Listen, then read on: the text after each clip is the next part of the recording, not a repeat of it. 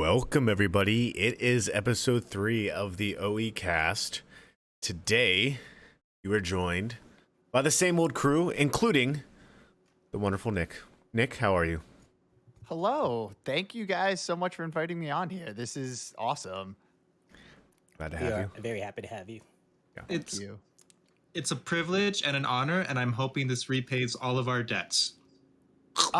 Most of them, except Most- for that okay. one of the time where with the emergency room. You remember that one? Oh, I do. You still owe me Shoot, one I for was that. hoping you forgot that one. Yeah. Yeah. But other than that, I'm just glad to be here. I mean, Okay, my good, good. My hope is that this is shaving time off of purgatory for me, hanging out with all of you. So Yeah. this is why we do the podcast. My priest actually told me that if I spend time with Peter, I will get less time in purgatory. So Wholesome Catholic hanging out. Let me tell you. Beautiful. This is what we're made for, right? community. Mhm. Yeah, I agree. Yes. So, this show's kind of tended to have guests that are more lean to each host. Last episode, we had Sean McAfee. I was closer to him than I think most of the people. But Nick, you and Peter have a long relationship. So I'm kind of gonna defer to Peter here to dive into that relationship. And Nick, for you to make fun of Peter as much as possible. So, Peter? Oh, okay. I brought my best tonight, so Oh, good. here we go. I was talking to Joyful, what was this, like 2 hours ago? And Joyful and Eugene were making fun of me. And then I was like, shoot, Nick is going to jump in on that. This is going to be a tough night. It's fine. True. I'm so glad you're here. I certainly think very highly of you, Nick. You're just a good person to have in my life. I don't know. I think like I have a tendency to be a lone wolf. I've talked to you about this, right? I have a strong tendency to be a lone wolf. And I know that like you have to fight that sometimes. So it's been really nice having you to choose as the person to not let me do that, if you will. Thanks, man. And as a fellow introvert, I can totally relate to that. Sometimes I'm like, I need to go out and talk to people, right? Like, I feel like I have enough good people in my life who kind of reach into my life to be like, hey, Nick, let's go do stuff. Let's be social. But I think sometimes I could be better about reaching out the other way too. So, yeah. No, I get that. Totally get that. Every wolf are needs a you? wolf pack. What's that? Are you an extrovert or introvert? Me? Yeah. I have no idea. People have assumptions about me, and I just try not to think about it because I think it just depends on the situation. I will say this: I get energy from being with family, which I think is normal, but I also well, maybe not. But I also get to a point where I have a day or two where I just need to like sit down and just maybe rest and eat a ton of Pringles and then cry about it and then eat some more Pringles and then play some games. So that's me. Peter, what were you going to say? It's a stupid joke. I was going to say, you don't know? I thought you were a revert. All right. You guys got 3 episodes in. That was pretty good. Yeah. That's longer than most. It was a good podcasts run. go, so Oh. not bad. Yeah. Nick, you look like you had some thoughts on the conversation. Extroverts and introverts. Yeah, I think that's the thing, right? Like most of us are somewhere in between, but like the defining difference isn't because like people think like extrovert, like super outgoing and bubbly. Introvert is like, hates talking to people and just doesn't like other people. But like you kind of were getting at, Mark, it's all about like where you draw your energy from. Yeah. Like Yeah. some people, are you the type of person that goes insane after too much time alone? Or are you the type of person that like, if you have 3 social events back to back 3 nights in a row, like you're going to be beside yourself and you're going to have to spend the rest of the week like inside eating Pringles, like you said, Both. Like I can't spend too much time on my own because then I will go insane. I have a picture of me in COVID where I look like Moses with the beard and the hair. But if I have too much social stuff going on and no like breaks in between, my body, and this is health related too, I just can't keep up with it. So like I do need breaks, but balance, right? Both and Catholic podcast, everybody. It's almost like we're both simultaneously individuals and together as a collective at the same time. Yeah, and we can't exist without each other, but we all have the personal experience. What is that saying there? Is that almost something to do with like Orthodox theology, maybe too? I don't know. That would be amazing if someone like over the past 2,000 years had already thought of that. That would be amazing. Yeah. Do you guys have any recommendations? Peter's going to take credit for that. Oh. Yeah. That sounds like I forget when, but I said something along those lines for sure. Thanks, Eugen. I appreciate that. I forgot. Yeah. Thank you. I'm going to quote Peter whenever I talk about it from now on. So Gotta give credit where credit's due. Fair enough. Oh my goodness. Nick, I think out of everyone we had on so far, you are very much a nerd from what I can gather, just like us in ways. You like Nintendo a lot. I love Nintendo. I do too. We're going to have a lot of fun next week talking about that. And you also game a bit. I know you're streaming again too. Love that Switch. I am. Yes. So I know, Peter, you had a lot of questions, I think, around that kind of conversation with as Catholics and as gaming Catholics. What type of definitions do we tend to need to think about maybe? And also, how do we approach gaming, why we game, the joy and purpose and goodness of gaming, right? Because it's not an either or, right? Gaming's a good. It's just a matter of how is that prioritized with maybe other things like, God, my wife, Peter's way at the bottom, gaming, you know what I mean? Like, so again, I don't want to take over, but I know, Peter, those were some of the conversations you wanted to have. So I just want to add to that. Just gaming is good, except if it's Valorant. But go ahead, continue.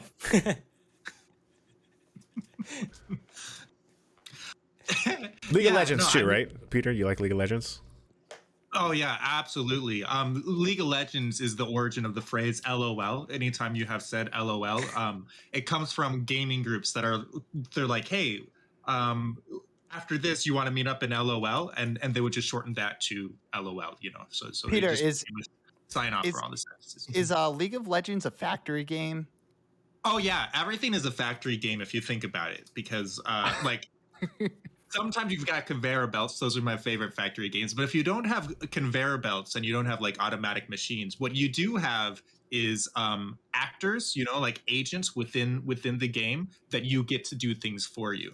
So like life is a factory game, and you are my conveyor belt. So I just appreciate you for being a part of my factory. In retrospect, Life is a Factory Game would have been a great name for this episode.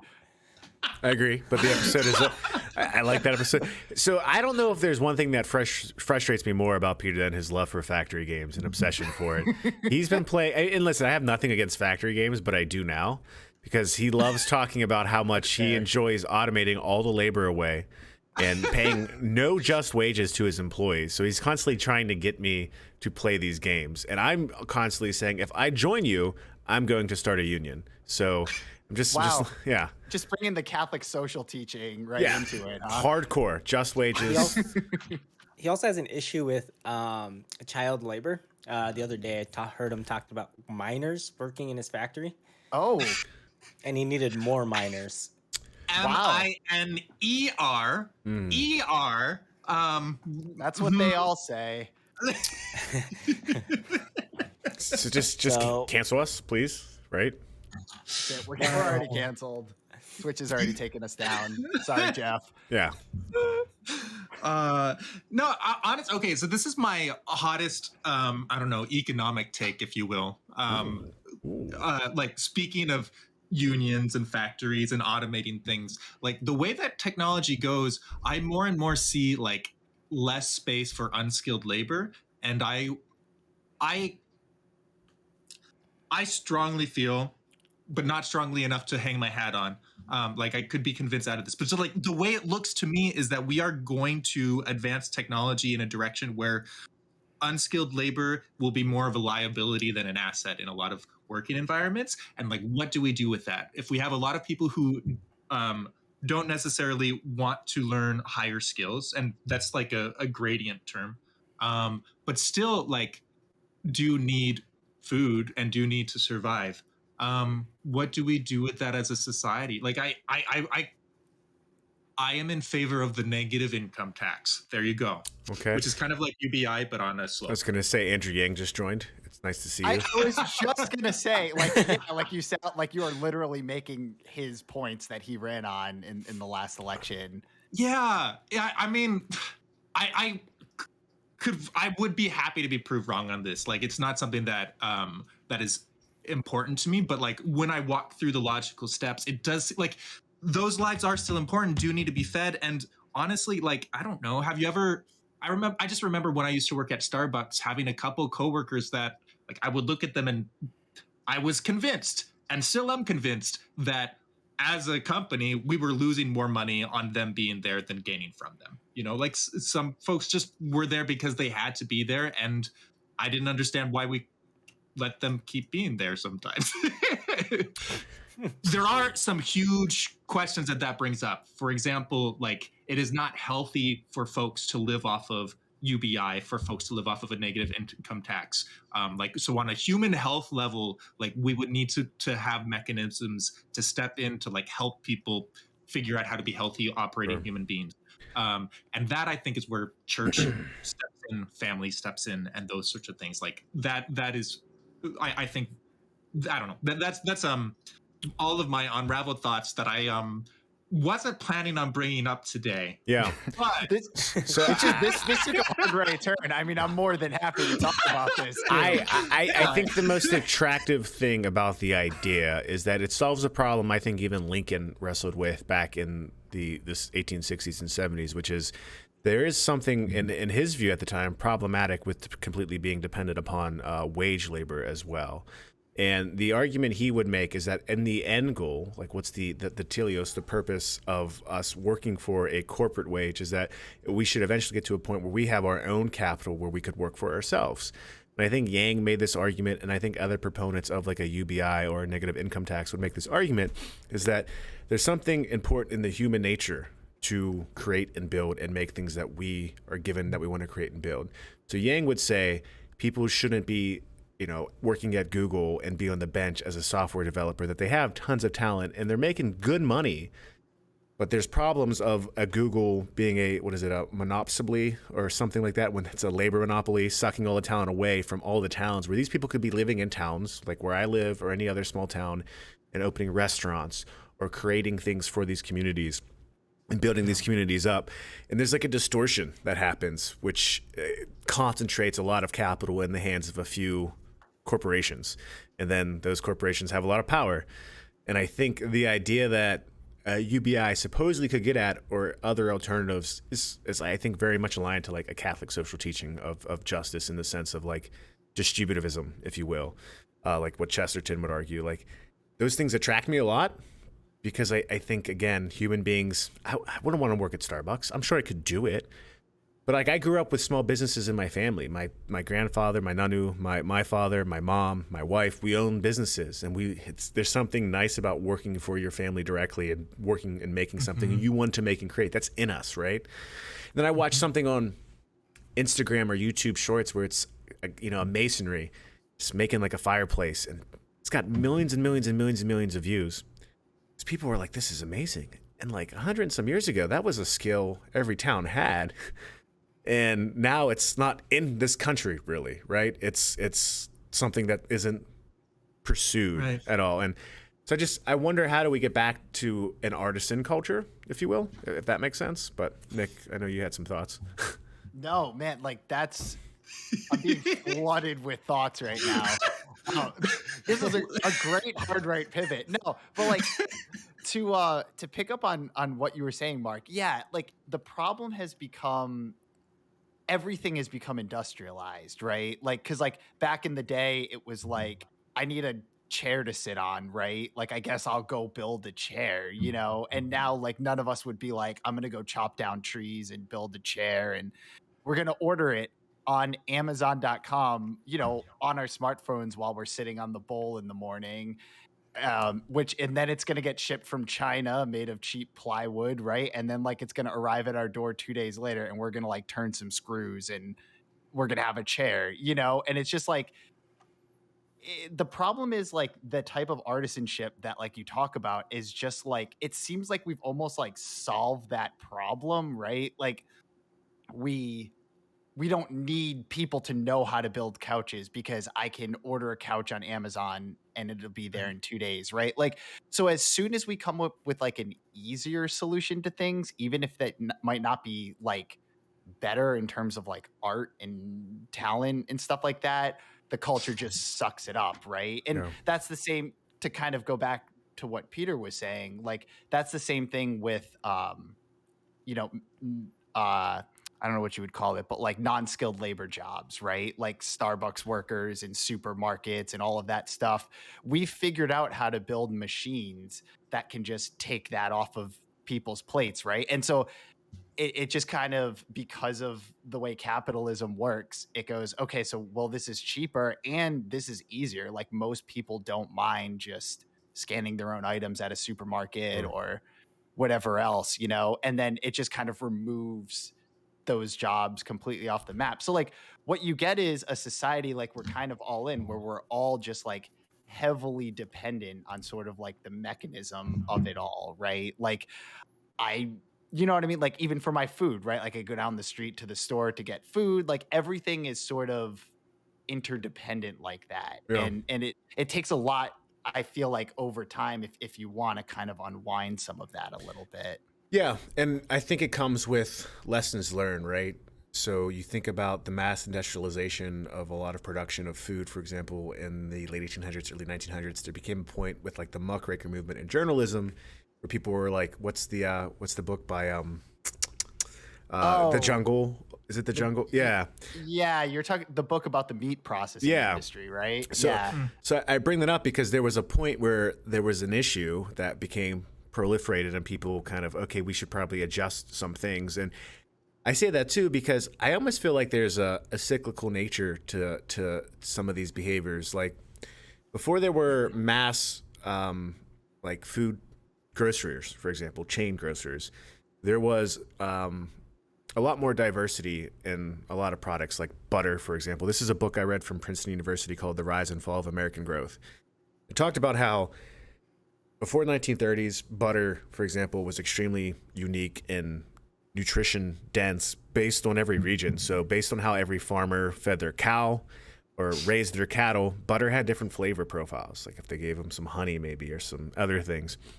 And then whenever you had a lot of laws come into place and maybe chain grocery stores, butter became very homogenous. It was the same across the board. And it also impacted a lot of other food production. The benefit to that was lower prices and better price stabilization. And I think that's the trade-off we as Americans kind of have accepted today is if we're just consumers, then yeah, it's really nice to just maybe get a UBI check and then get our chair from another country. But there's something I still think inside of us that we desire, which isn't solved, which is to create something. And I don't know if everyone can be content creators, so to say, or game makers or actors. Like I almost wonder if there's a jungle moment. Upton Sinclair was the author, by the way, of The Jungle, right? Yep. That we come to again with some of these questions. And again, I think the free market's a great thing, right? The church teaches that too, but I do think there's a way of surrounding that with morality and justice as well that maybe applies to this type of conversation. I don't know, but this is where my brain goes. So one thing I wonder about, like, immediately my gut reaction, if in general most people are allowed to live off of UBI or a negative income tax, I fight for the latter, but like the same basic idea, right? Immediately, like, what happens when a lot of people are allowed to not work if they choose not to work? Certainly, just looking inwardly, there's a good chance that a lot of us will become just couch potatoes. Like, hey, if you just give me all the food that I need and a screen in front of me, I can be pretty content and not get in trouble anywhere, probably. But also, like, that's not a good life. It really isn't. And I'm selling myself short. And I know that, so the question is like, do I pull myself out of that? On the other hand, like launching Game of Favorites is a very odd entrepreneurial project. And if I had an economic safety net, that would make it easier to do this sort of project. Sure. And that attracted me big time to Yang and the UBI. I'll be honest. Like the concept of like you could take a risk, right? I own a game company on the side. The idea of me being able to go full time with that company with something on the side like that, loved it. Oh, we lost Eugene. Oops. Yeah, he'll come back. There he is. Oh, back. Yep. Eugene, now that you're back, what are your thoughts on this? I don't know. I'm just thinking about processing. It's not stuff that I regularly think about, right?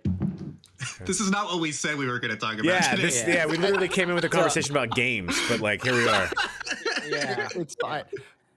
I mean, the only thing I'm thinking of is kind of what we talked about, how cyclical it is, right? Mm-hmm.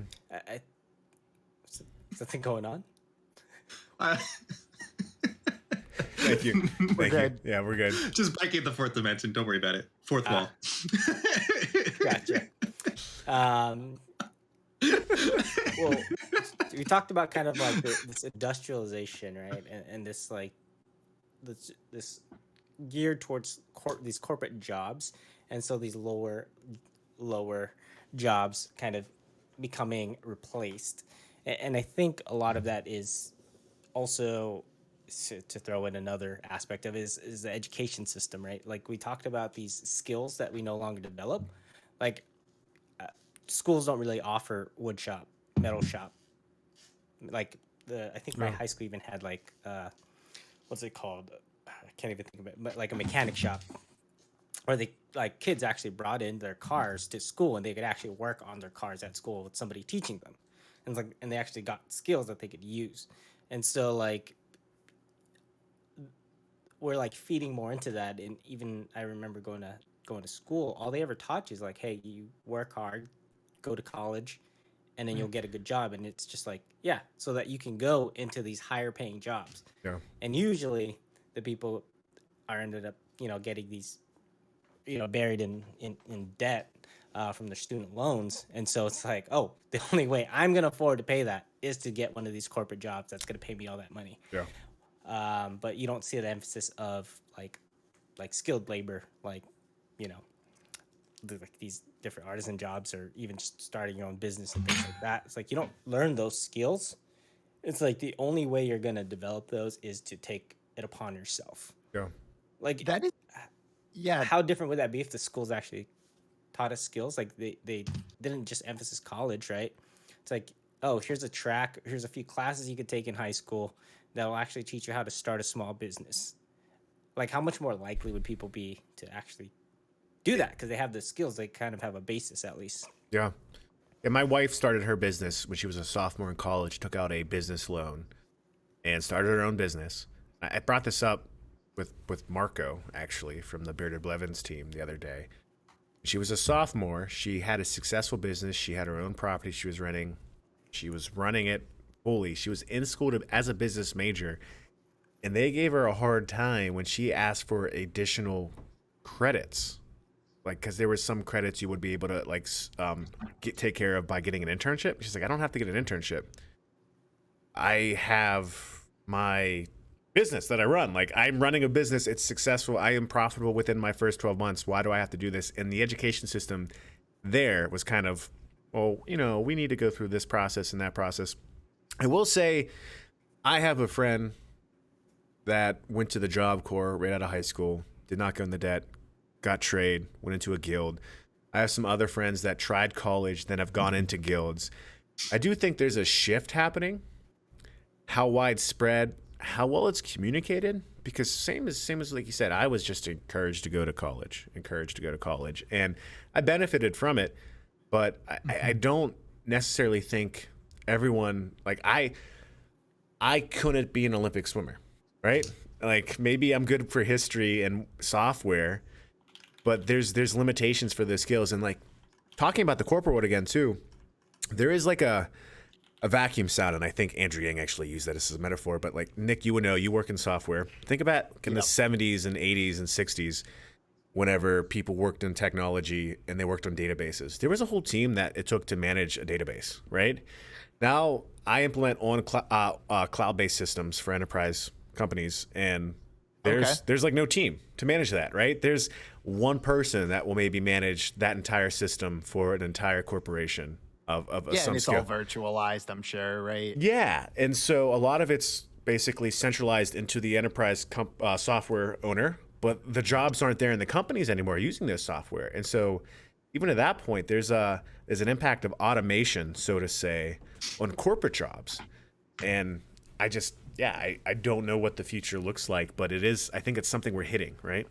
Well, it's like this, it's like this thing we're always chasing, right? Like we're always trying to like get in front of what automation is able to do, right? So like, I mean, you can go all the way back to early inventions, right? Like the cotton gin, right? Like we read in history books about like how much that completely revolutionized agriculture after that was invented. So we are constantly chasing jobs that are like, no, like this is a job that only a human can do. Like a machine can't do this. And then the machines make an advance forward. And it's like, oh, now the machines can do these other jobs that we never thought a machine could replace us in. So then we have to launch even further forward into to jobs, into kind of new territories until the machines catch up. One of the things I wanted to say though, Mark, was you were talking about how you were just like encouraged to go to college, like when you were in high school. I think over the past decade, since me and you were in college and the rest of us, I guess, I think that there's been a huge shift, right? So like I remember like when our parents were growing up, like my parents got out of high school in the early 80s. My mom specifically, they were like, oh yeah, go to college. It's like instant, you make amazing money right out, right? Like you go to college, you get a degree in almost anything, and people will be knocking at your door to get a job. And the economy was booming in the 80s. There were all these new industries. The microchip had just come out, right? Like everything was great in the 80s. So then our parents raised us to be like, oh, college. Yeah. I walked right out of college right into like the best job ever. Like, trust me, you have to go to college. So the message when we were in school in like the late 2000s, I'm assuming, right, Mark? Wow, you're gonna age drop me. I see how it is. No, I think we're about the same age. So I just turned 33, so yeah. Okay, all right. I'm a couple years younger than you, but still, yeah. Yeah, but like our advice from our teachers and our parents, right, that were like all of the same age was like, go to college. You're going to make like bank the second you get out. Yeah. And then what happened with our generation specifically is we all went to college we were told it doesn't matter, right? Like that's one thing, like no one in my high school was ever like, you should really think about what you want to get your degree in and like look at the marketability of that degree and look at what jobs are available. No one ever had that conversation. It was just go to college, get a degree, you'll be good. So we all went to school for whatever, right? Like my first degree was in film and video production, actually, which was like somewhat practical, but like in retrospect, I wish I had been pushed to do a little more research on the industry and the types of jobs that were available. But we all came out of school in more debt than ever, right? Because college costs way more now than it did back in the 80s. Yeah. And the economy, I mean, I don't know about you, but well, yeah, right around that time, the economy was awful, right? Yeah. So there was just a bunch of us millennials just getting out of college with no job opportunities available. And I think it's hopefully caused the world to like kind of reevaluate the whole pushing everybody to go to college, because the idea of pushing everybody to go to college is sort of bad for everyone in the long run, right? Like if people are just going to college just to pursue useless degrees, like maybe they weren't super academic in school or, and so they're coming out with a degree that they can't even use, and they probably would have been way better served going to trade school. Yeah. And at the same time, people who are very academically focused and are do want to work in like sort of the white collar world now have to compete on the same level with all of these other people getting all of these degrees that all read the same thing because colleges are just handing them out to whoever pays for them. So it's just created this crisis where like, you know, everyone's got a degree, which means no one's got a degree and there aren't any jobs for them anyway. And so I hope that people are reevaluating, which I think you were kind of getting at, is the world is kind of reevaluating that advice. Maybe we need some skilled trade laborers, right? Like maybe there's other opportunities for people that don't involve going to college. Yeah. Yeah. Oh, I was just gonna say, like you mentioned the microchip, right? In the '80s, for example, the '80s experienced a big boom. A lot of it associated to deregulation of a lot of industries, which had some, I think, more short-term benefit that we saw throughout the '80s and '90s related to major growth in the semiconductor business and businesses adjacent to semiconductors. So computer technology, entertainment with the video game business. Like, I think entertainment's one of the bigger portions of American GDP.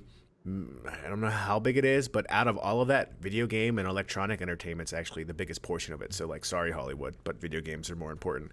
I did not know that. Yeah. No kidding. Yeah. In terms of the portion of entertainment GDP, I'm not exactly sure on entertainment GDP proportional to American GDP overall, but I think to rephrase it, I think American GDP growth most recently in the last few decades has only really occurred in entertainment. So that's how I should rephrase it. I don't think it's the largest portion, but I think in the most growth in the last few decades, it's been in that type of sector. And again, electronic entertainment being the larger driver of that. So there was a lot of, you know, growth in that area, but in terms of like true growth, substantial growth across industries, we're seeing that slow down again. And again, like semiconductors used to be made here. They're not anymore. And I just saw in the news, I think there's a conversation now about what do you do with something with the geopolitical landscape with China, Taiwan, and America, right?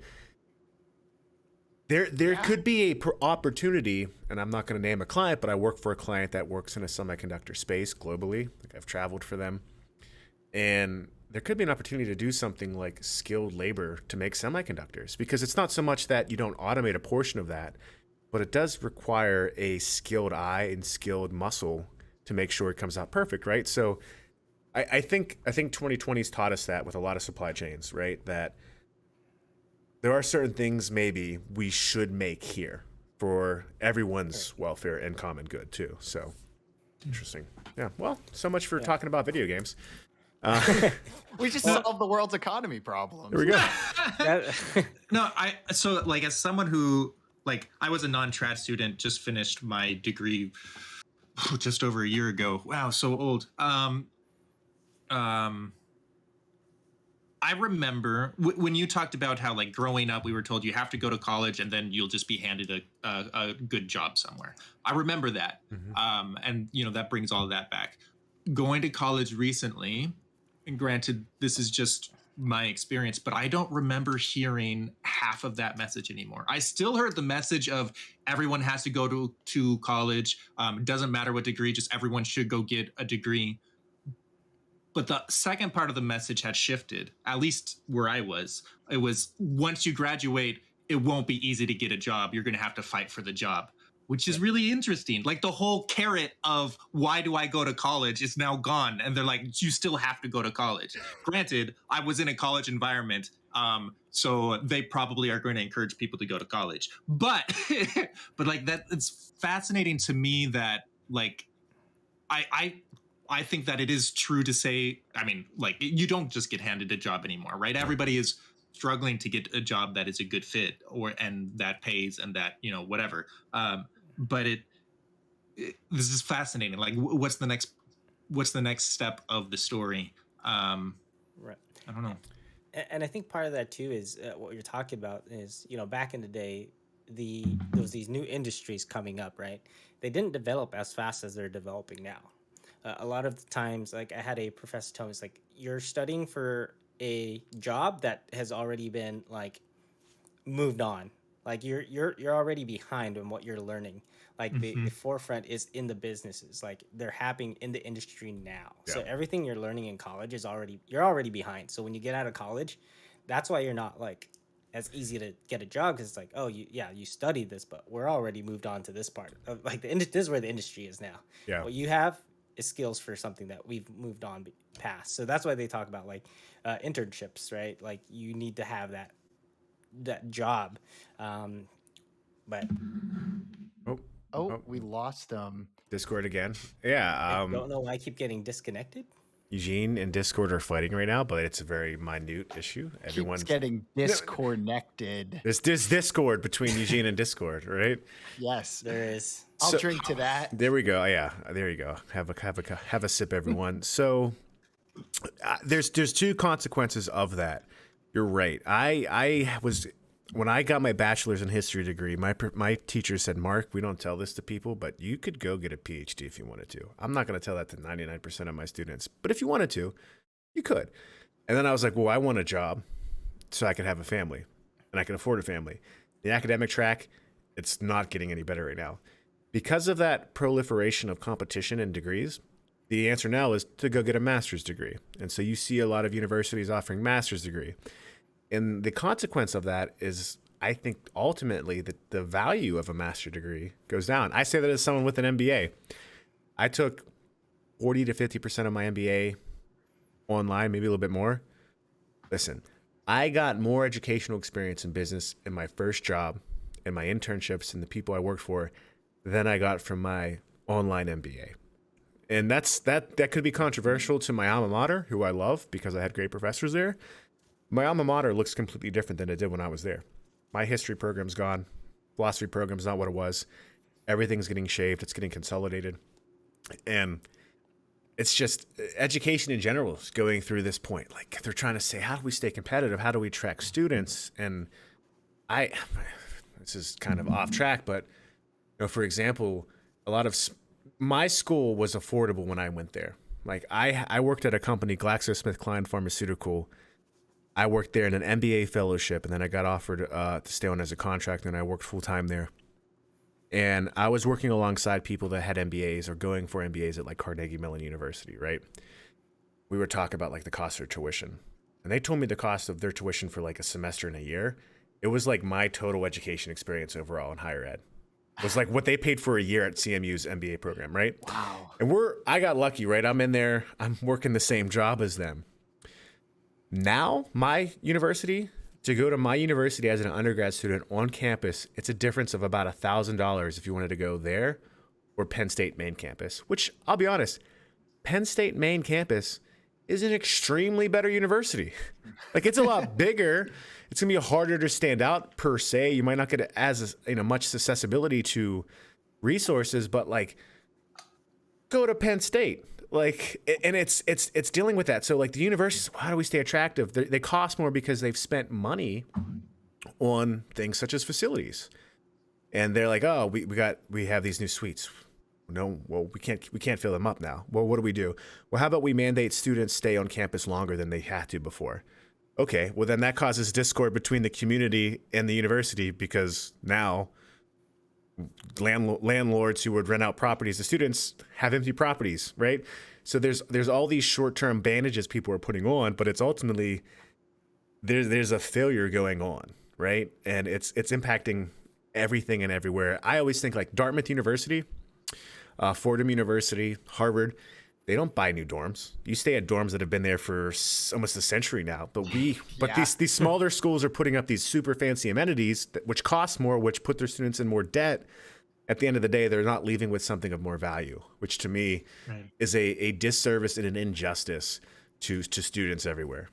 And 2020 threw a massive wrench in that as well, right? Yeah. Oh, yeah. Because like all of a sudden, not just colleges, obviously, but businesses and everybody else really got to see exactly how important being in person was. Like what things were better in person and what things we could do without being in person, right? And I think college largely fell, I mean, depending on what you're studying, obviously, but a lot of college classes largely fell on, well, we can do this equivalently well without all of these facilities, right? Like without the state-of-the-art classrooms, without the having everybody on campus, like there's an opportunity that we could have none of this, right? Like we could just have a Zoom room with, a virtual whiteboard and, stuff like that. And it all of a sudden, all of the fancy facilities became even more or less attractive than they already were, I guess was my Yep. point. Yeah. I'm curious your guys' Yeah. thought on this in the same vein is what are you guys' thoughts on like electives, like not the ones that aren't related to your major, and it's like, oh, you need these many credits of something outside your major. It's like you got to take these other liberal arts classes. Like, but I'm an engineer student. Yeah. So I think in the classical sense of a classical liberal arts education, if done right, it could be of good value. I studied history, so it's like the ultimate classical liberal arts degree, right? I think my background in history and at least the mode of thinking it provided me has helped me more in my professional career than my MBA. My MBA gave me technical skills, but it didn't really shape my approach to thinking, which shout out to all the business students in undergrad that used to say history, that's stupid. Like, bro, come on. MBA was super accounting. Come on. Anyways, I think if done right, it can be solid. Like there's a lot of there's Chesterton academies that are popping up. I don't know if you've seen these, Eugene, but they're kind of grounded in more of a classical education that I think the original liberal arts education kind of had of an appreciation for, of like exposing you not just to the greatest book, but the great books on top of that have carried on throughout history, the truths and, values of society from Aristotle onwards, right? And I think if you're going to be going for a higher ed, to be exposed and conversant with Aristotle and just the transformation of history throughout time is valuable. That's my opinion. I don't think that means everyone's going to do as well in each degree. And I don't know the balance answer. Like maybe there's a situation where I'm an engineering guy, I don't need to have this background. But truth be told, I think a little bit of exposure is a good thing. That's me. Like I'm biased though, right? That's my bread and butter. So I'm super conflicted on this and gonna start with a hard disagree. ooh. No, honestly, like let me okay, get the so popcorn. Let's watch it. okay, but there's two sides that I'm wrestling with here. First, I mean, back in legionary days, back in seminary, like there was a strong emphasis of the classics in our education.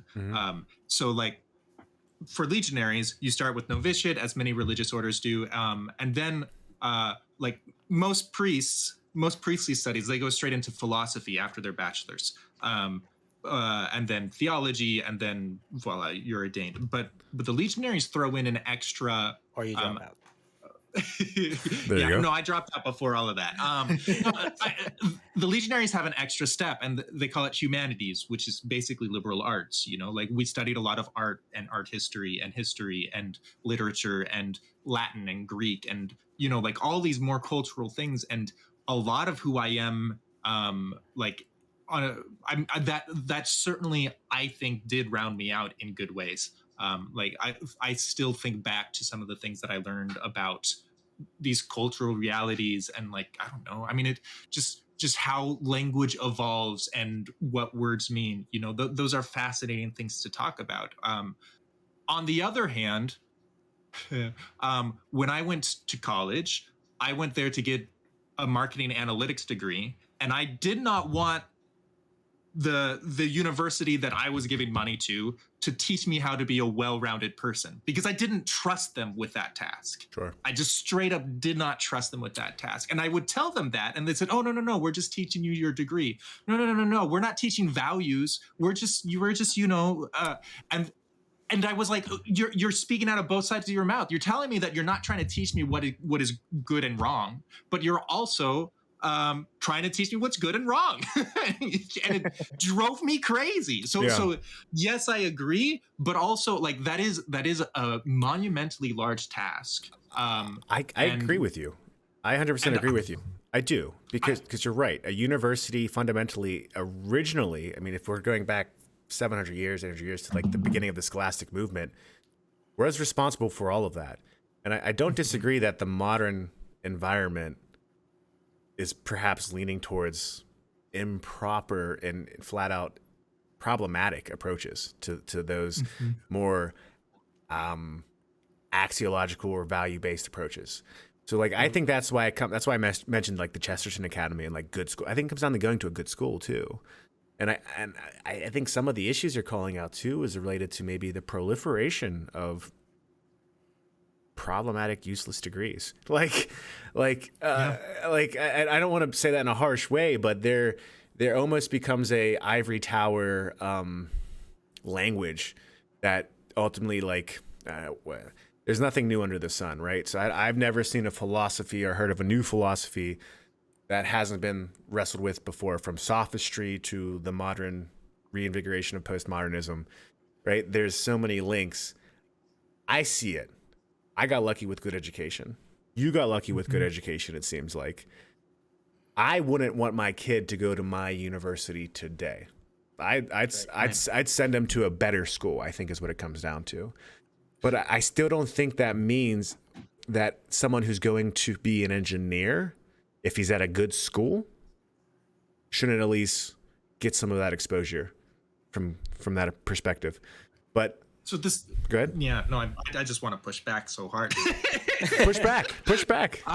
No, I agree. Like the cultural rounding, the exposure to the classics, like that is super important and highly recommended. The question is who should be in charge of that, and that I think needs to go back more to the family. Sure. Like, I think that families are better equipped to select what are the cultural touchstones for my family. Yeah. And then the person learning from that goes above and beyond to engage with culture. So like, it's not that I don't think it's important. I think it's super important. I just don't see a world where universities with all of their ivory toweredness, or what, like it's, I just don't, I can take the bullet in terms of, okay, in order to learn marketing analytics, really the best way at this point, or engineering, like absolutely, I want an engineer to have gotten a degree. Sure. I want a doctor to have gone through medical school. Yeah. But I don't, so like I see the reasons for those systems, but I don't think that those systems should be a one-stop shop for not only the technical skills, but also the moral values that person lives out. Yeah. That's what drives me crazy. Like there's the number of times that I argue with a professor who, like there was a human resources professor that I liked a lot. Like he was one of my favorite professors that I would visit fairly frequently. But I also couldn't stand how he just, to me, it felt like he just wouldn't admit that on the one hand, I don't know, like it felt like he was taking kids from their families and teaching them, hey, all the values that your parents taught you are wrong. Sure. We're going to teach you what the world is really like. Sure. And I was like, you can't do that. Yeah. And you have to at least admit that that's what you're doing. And he wouldn't. Yeah. And I couldn't. I just couldn't. No, you're not wrong there by any means. I think I see someone in the chat mentioning this. Like there is something of the conversation again about just maybe leaning more towards trade school as well. And maybe how do you take these trades and get back to like a guild-based approach with a lot of things that maybe have been centralized into universities. So Mark, I not to cut. I'm sorry to cut you off, but I think what you're kind of getting at though, right? Like what this conversation is kind of demonstrating is like a misalignment of values, right? Sure. Like you're kind of saying that like you wish that you could rely on colleges to make your kid a good, well-rounded person, right? And Peter's pointing out the fact that you can't. The university system, at least as it exists right now, is sharply misaligned with the values that we want to instill in our kids. Mm-hmm. So the question is like, what does that mean going forward, right? Like, does it mean that we just cut all of that stuff out of higher education and just focus on teaching me how to do my job? Is that the better way forward? Or do we try to pivot the values that the colleges are teaching? I'm going to say both and it comes down to maybe how the culture is wired to possibly fix the issue, right? Like we have a culture that, again, lives in a primary choice-based situation. So people are going to make those decisions for themselves, and you lean on who owns the labor and to drive labor. I did think of a book. I just remembered it. So thank you for talking, Nick. My brain worked again. There's a book I read over 2020 called The Rise and Fall of the Secular University. And it brought up a lot about the shift of the university in the last 100 years. And how America specifically started to get to this schism where most because again, a lot of the greatest universities in this country are founded on scholastic theological principles, right? And something happened overall as higher education has become more focused on job-based output, right? Where there was a removal of the theology department in a lot of universities. And even to the point where there are theology departments that still exist, they're not truly orthodox, but that's a cultural conversation to have about America in general too. But that's not something that happened in the rest of the world.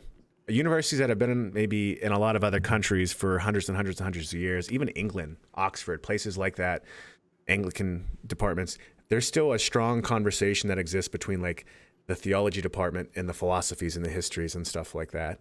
And there's a vacuum that kind of has occurred, and a reemergence of some type of new theology, if you will, that has to dominate that conversation, which I think gets at the values you're talking about. So like, I think, Nick, what you said is 100% accurate on what's happening here. And I do think it is a larger issue that America is wrestling with right now too, right? Yeah. Significantly. Yeah. No, that's interesting. It's happening in our elementary schools right now too, right? Like we're watching it play out in a lot of ways where, I think everyone's in agreement that we want to teach our kids good values and to be good people, right? But like over the years, it's clear that there's vastly different opinions in America about what that means, right? Yeah. And the shift of education too, as it's from the late 1800s, I forget the reformer, I forget his name. I talked about this couple weeks ago, but it became more of a national state-based approach, right? And as you become more dependent on that, there are trade-offs, right? And one of the trade-offs that happened in the late 1800s, early 20th century, which I think is still impacting us, is there became a culture where essentially we started to say in America, fairy tales aren't important to teach kids anymore. Let's focus more on the sciences and the maths and all that. And that's where there's that great quote from G.K. Chesterton, which is like, I knew you were going with Chesterton. Yeah, there's that great quote. And this is because of the educational reforms that were happening in the West at the time, where, hey, kids don't need to be taught about fairy tales because they need to be told that dragons exist. They know that dragons exist, these horrible things that haunt them. They need to be shown that dragons can be conquered, right? I'm going to paraphrase that quote. But that came about because philosophically, there's this domain of epistemology called positivism, which is like the only thing that is valuable and true are things that you could demonstrate true on an empirical basis. So anything that could be demonstrated within a positivistic light. And that manifested hardcore in the late 1800s onwards into the 20th century.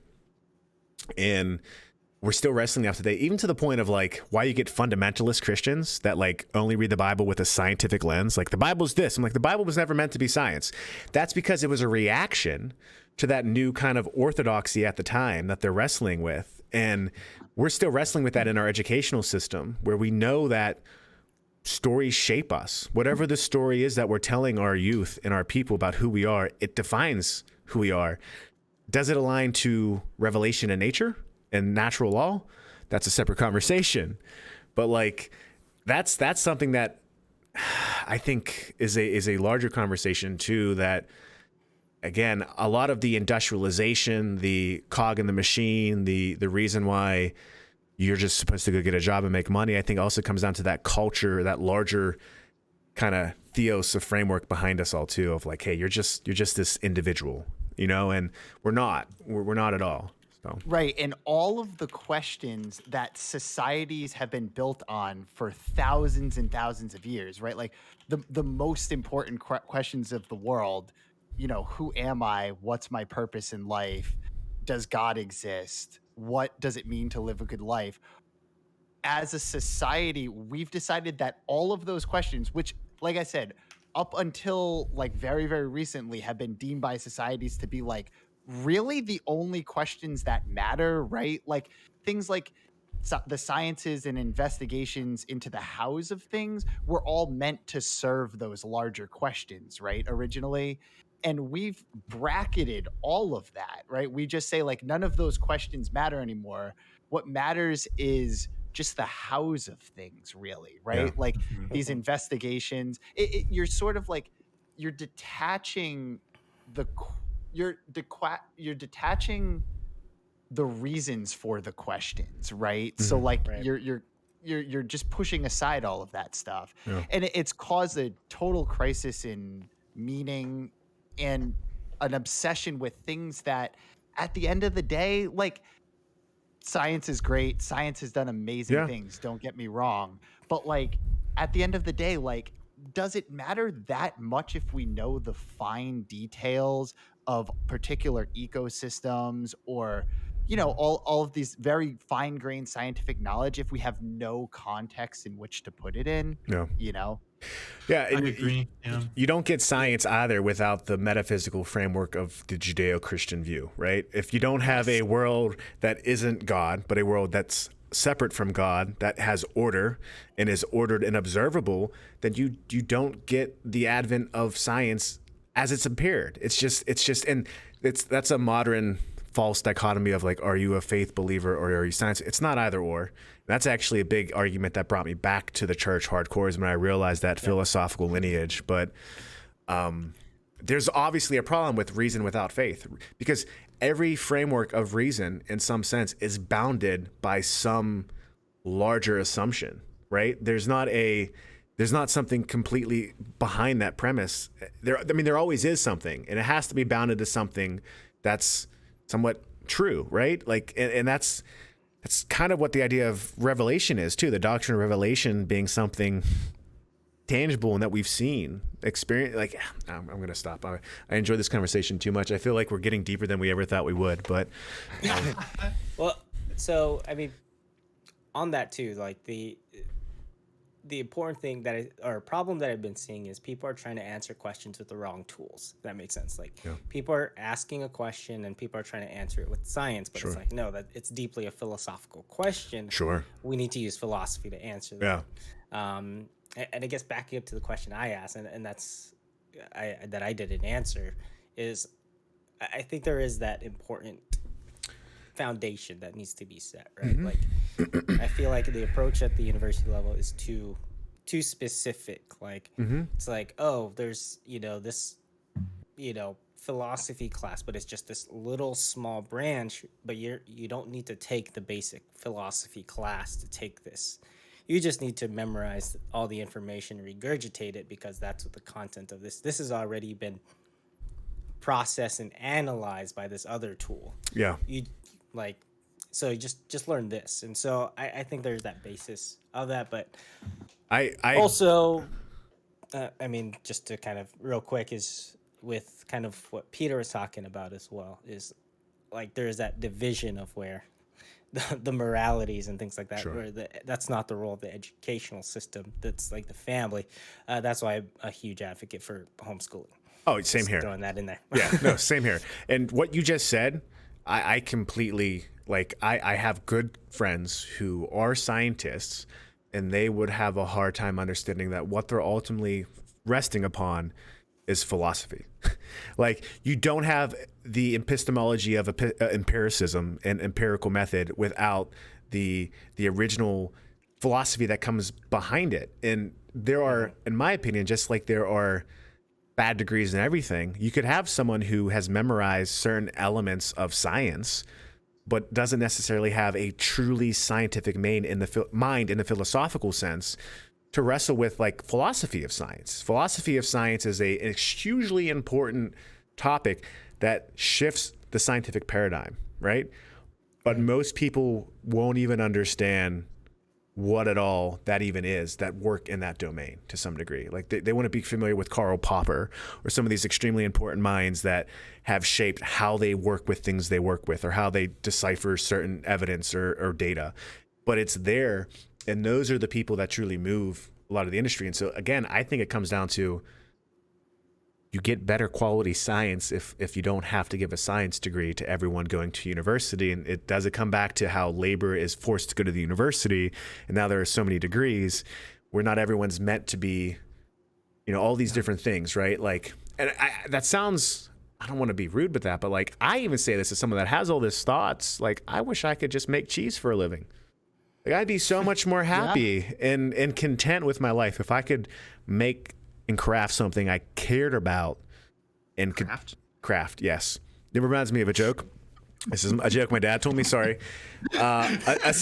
That was a product placement. If they want to sponsor us. Yeah. So like there was a Swedish guy, and he was making a cheese, and he asked his wife Rita to taste the cheese, right? And she tasted the cheese, and he said, "Well, Vita, how do you like the cheese?"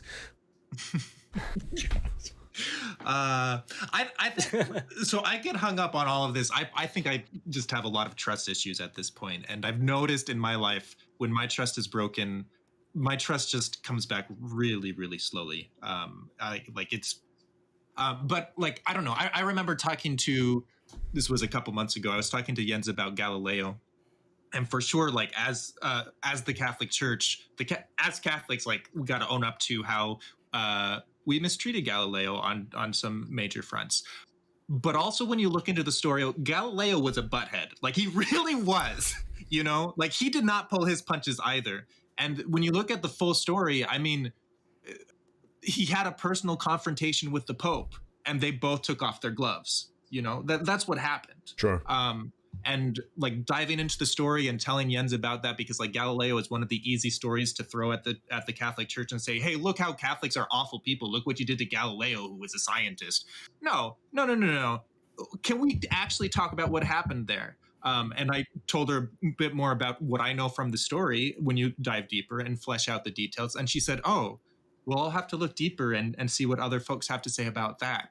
And I said, perfect. Thank you. You know what? Just being on equal footing in this conversation would be a huge step. Yeah. Okay. Go ahead. I was just going to say, I have a philosophy professor at my university who's a mentor to me, and he even said, like, yeah, the story about Galileo is extremely more complicated than most people think it is, especially when it comes to appreciating what the church at the time actually thought about science and astronomy, excuse me. Like, and he's coming from he teaches at a secular university, and he's a great philosopher who loves Tolkien, I should say, but like he's even admitting that. So like that's something I think everyone I hope would appreciate as we come out of these like somewhat myths we've told ourselves about. Like they're Enlightenment theory myths. That's the great thing, at least from 2021 word, is that like it seems like in general there's been a skepticism of the Enlightenment, which I think is like that's healthy, Yeah. Oh yeah. And that's why I've even said this from like all extremes of the political spectrum. If we're talking purely in a political paradigm, I've seen like, oh, we shouldn't think in an either or mindset. I'm like, I mean, amen. Right. Like, and that's coming from like, I mean, all perspectives. And so, and then even talking about like the emergence of postmodernism, I forget the guy's name. I have a couple books from him. He's probably the living heir of postmodernism in the German Frankfurt School of Thought. And I got to get his name. But he's skeptical of the postmodern tradition he's come from. And his answer is religion has a place because religion is in some sense something that bounds us together in a common good.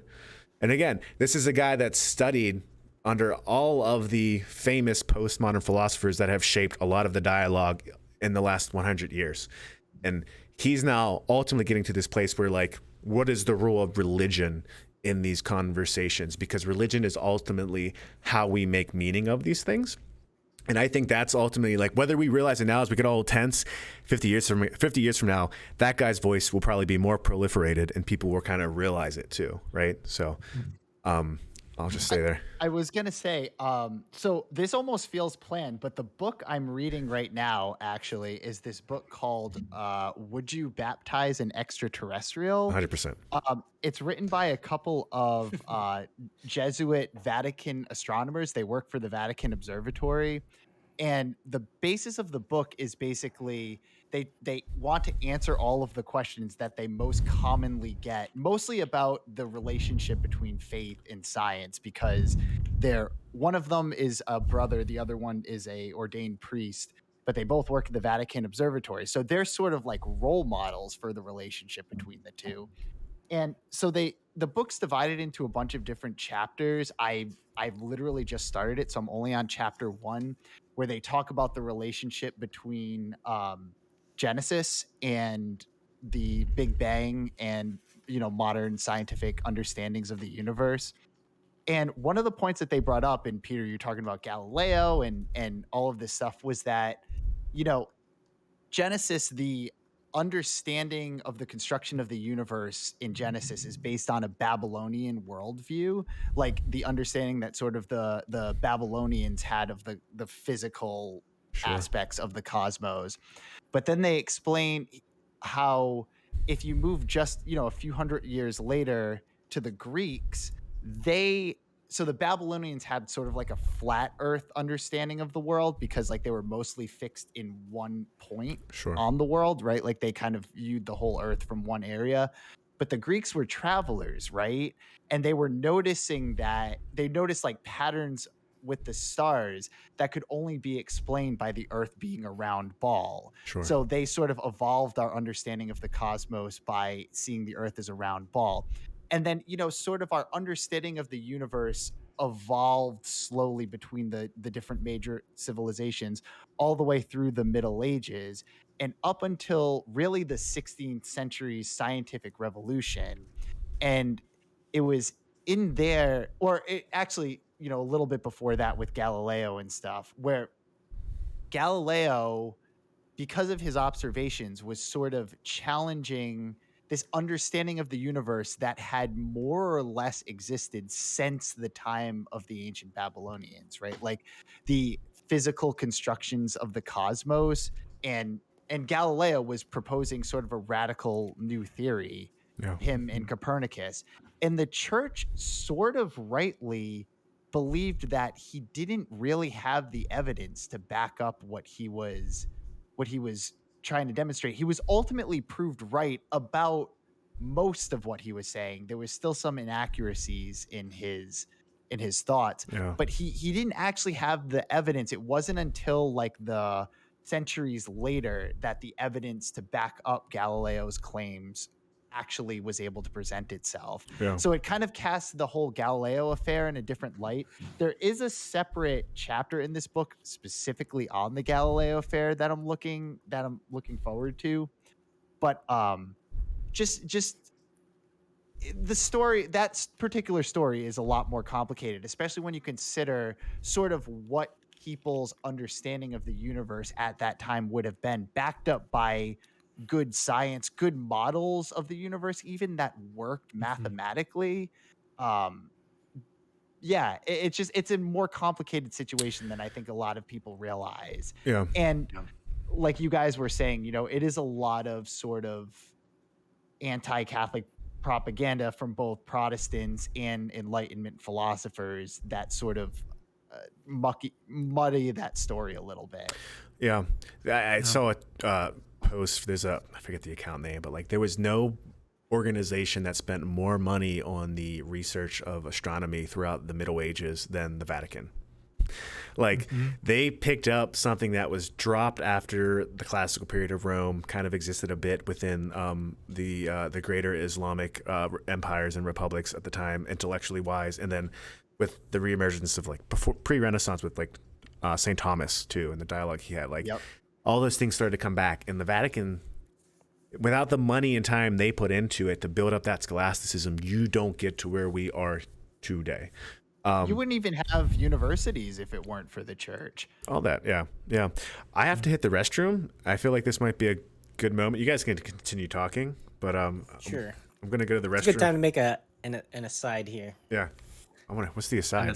Yeah, what's the aside? Oh, I was just gonna say, every time you guys say Galileo, I'm fighting back laughter because there's a part of me that just wants to go Galileo. Magnifico. Yeah. Galileo. I've been holding it back every time. That's fair. I do absolutely love me some Queen, so have at it. What are you doing, Nick? What was that? What are you drinking there? I am drinking my mom recently went on a trip and she got some Kentucky bourbon Ooh. and she gave me like part of the bottle. So I'm having Kentucky bourbon with ginger ale. So it's like a whiskey ginger just with bourbon. I mean, it's pretty much the same thing, but it's really good. This is kind of my go-to, like I just want to have a drink at home. Like I'll just mix something up. It's usually Right. usually I use Jack Daniels, but I'm using this instead. So This time you have standards. I'm just kidding. I have standards, yes. I'll drink to Nice. that. I think I've had this before on episode 1, but I'm having my tall stack short stack. It's Oh. by what is it again? Harpoon. That's what it was. It was like 2 guys that worked there. They had like a contest to brew your own beer, and it's like made with like maple syrup, and it tastes like pancakes. Oh, It is delicious. It tastes like breakfast in a can. So, Ooh, yeah. that sounds delicious. Yeah, I would totally be into something like that. yeah, and it's a stout. If you like dark beers, it's probably one of my favorites. One of my friends brought it over when they visited and love it.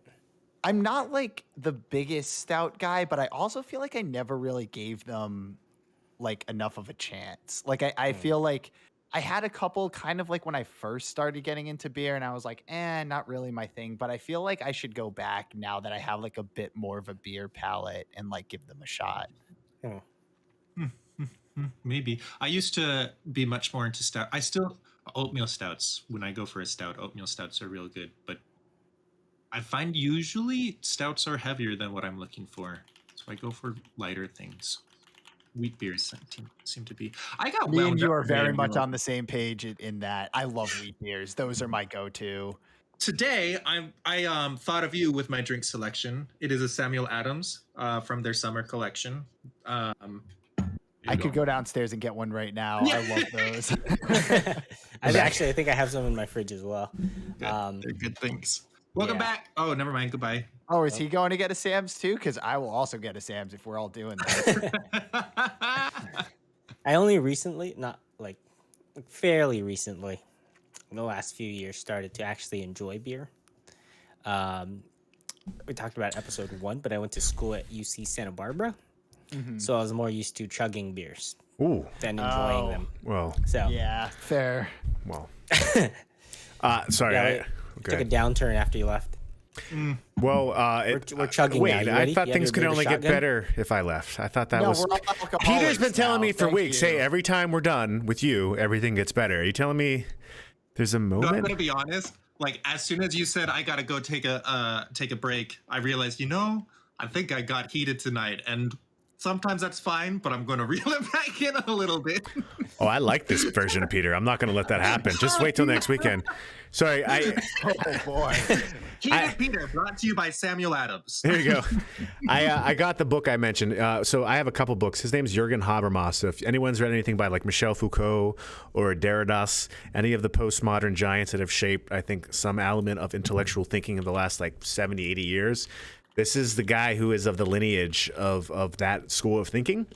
And he's kind of at this point where he started to say like, hey, at a certain point, this is a self-defeating argument. There needs to be some type of premise we all agree on to rest our conversation on.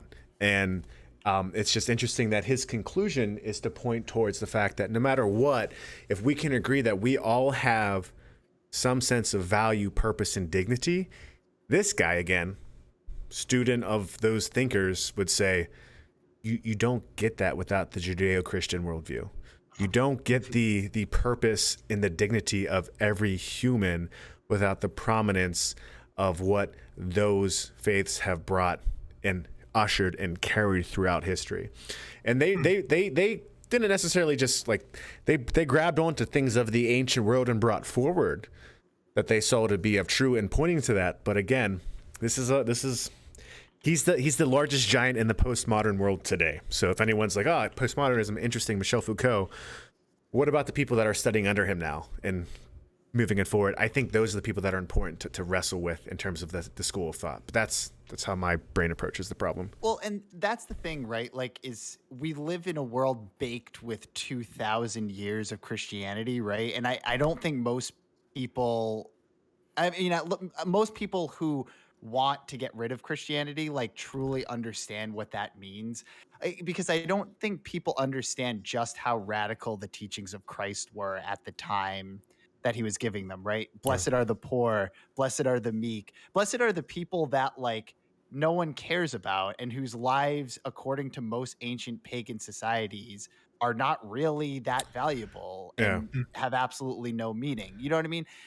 Our whole society, I mean, at least in theory, operates under the assumption that human life is just inherently valuable, right? And Right. some people's lives aren't more valuable than other people's lives. You don't get that without Christianity. Like, Yeah. that fundamentally didn't exist in the world prior to Christ. And Yeah. I think people kind of want their cake and eat it too, right? And want to eat it too. They want those fundamental assumptions while getting rid of everything that those fundamental assumptions are based on. And then they want to sort of rebuild it in their own image. You're talking about the Enlightenment again. I mean, if we're going to Yes. rag on the Enlightenment again, this is my good friend and mentor. His name is Professor Jamie Phillips. He shaped the Enlightenment as an exercise of like, okay, now that we're finally getting rid of this religious stuff, how do we convey the moral truths they seem to have gotten right, but within secular paradigms of thought? So then you get Kantianism, which is Kantian idealism. Then you get utilitarianism, which is limited because then it's like, well, if you're not producing something, or if you're not, well, you're kind of, a human, but you're not as valuable as this person because they're younger. Like, you get to the trolley problem, right? And they're still insufficient to the wholeness of which, if Peter was a manager at a factory, he would say, listen, you're not going fast enough. You're not working hard enough. Christ is going to say, doesn't matter. You're beautiful. You're mine. I love you because you are exactly what you were intended to be. And that's still radical to this day. And it will always be radical and that's why we are who we are, I suppose, as Catholics and Christians, right? But And I think that speaks into kind of the difficulty of our current state in our societies. We can't agree on that basis, right? Because it's such a Christian value of like life is inherently valuable. Like even just to bring in recently, just all the overturning of Roe v. Wade, right? Like that's a matter of, is life inherently valuable? yeah. And I think that does cause that splinter. Nick, going back to your point of how like the gospel message is inherently baked into who we are today. Like I remember growing up and learning about the Beatitudes, like, oh, this is a big pivotal passage of the Bible. Like this is really big and important. And I read it and I was like, yeah, but it feels obvious. What are you talking about? Yeah. Like, don't we already know this? What do you mean? But I mean, like that's something, there's something to that of like, those are our fundamental assumptions that didn't exist before. And that is kind of radical. That makes me think of a conversation I heard from a Presbyterian pastor, Tim Keller, very well-known American Presbyterian pastor, again, who is his own ways, weirdly enough, helped lead me in a journey of comfort back towards the church. He kind of said, when I talk to kids today about that what you just said, Sermon on the Mount, it's not obvious to kids today. Like it was, wow. Yeah, like it was like offensive to them. Like, and I don't know who he was talking to. It could have very well have been a group of hardcore, nominal, national American right-wing people, or it could have been on the other paradigm too.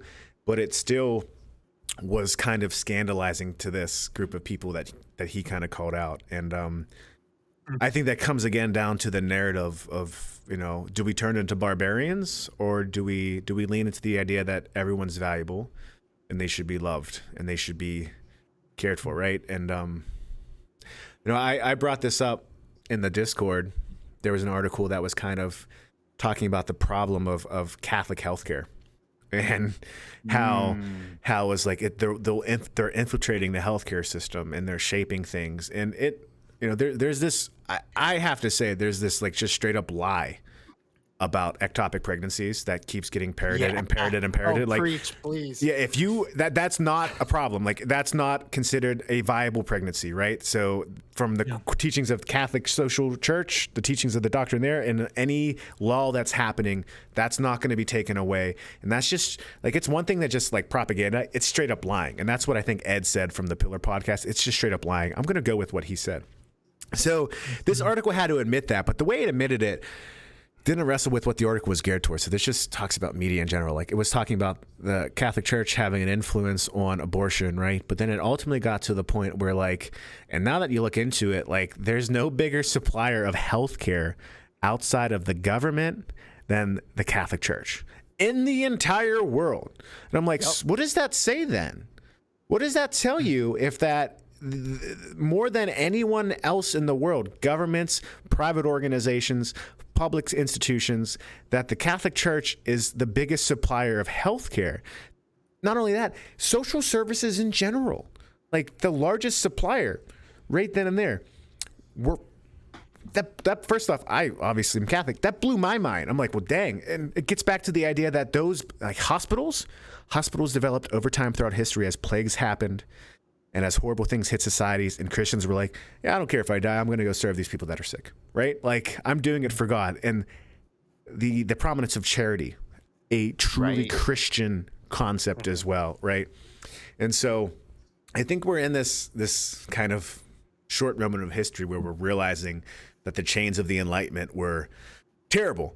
But I digress. Like, it just... Well, Go ahead. I was going to say, Mark, like, which makes it even more mind-boggling when you see arguments like, oh, Catholics, they only care about babies before they're born, but they don't care about them after. It's like, we objectively don't. Yeah. Like, look at what we have, look at all of the charity work that the church does. Like you said, it's the biggest charity in the world and one of the biggest charities in this particular country. And to kind of go back to what Eugene was kind of getting at, and we were talking about the idea of the fundamental assumption of human life's value, we're watching it kind of start to get unraveled from the fringes a little bit, right? Because, like, we as Catholics say all life is valuable, period, like, full stop. There's no exceptions to this rule, right?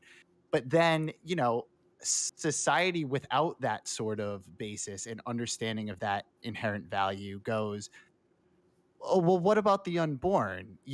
Like, is their lives valuable? They can't really survive without the mother, right? Like, there's all of these kind of reasons why, like, their lives might not be as valuable.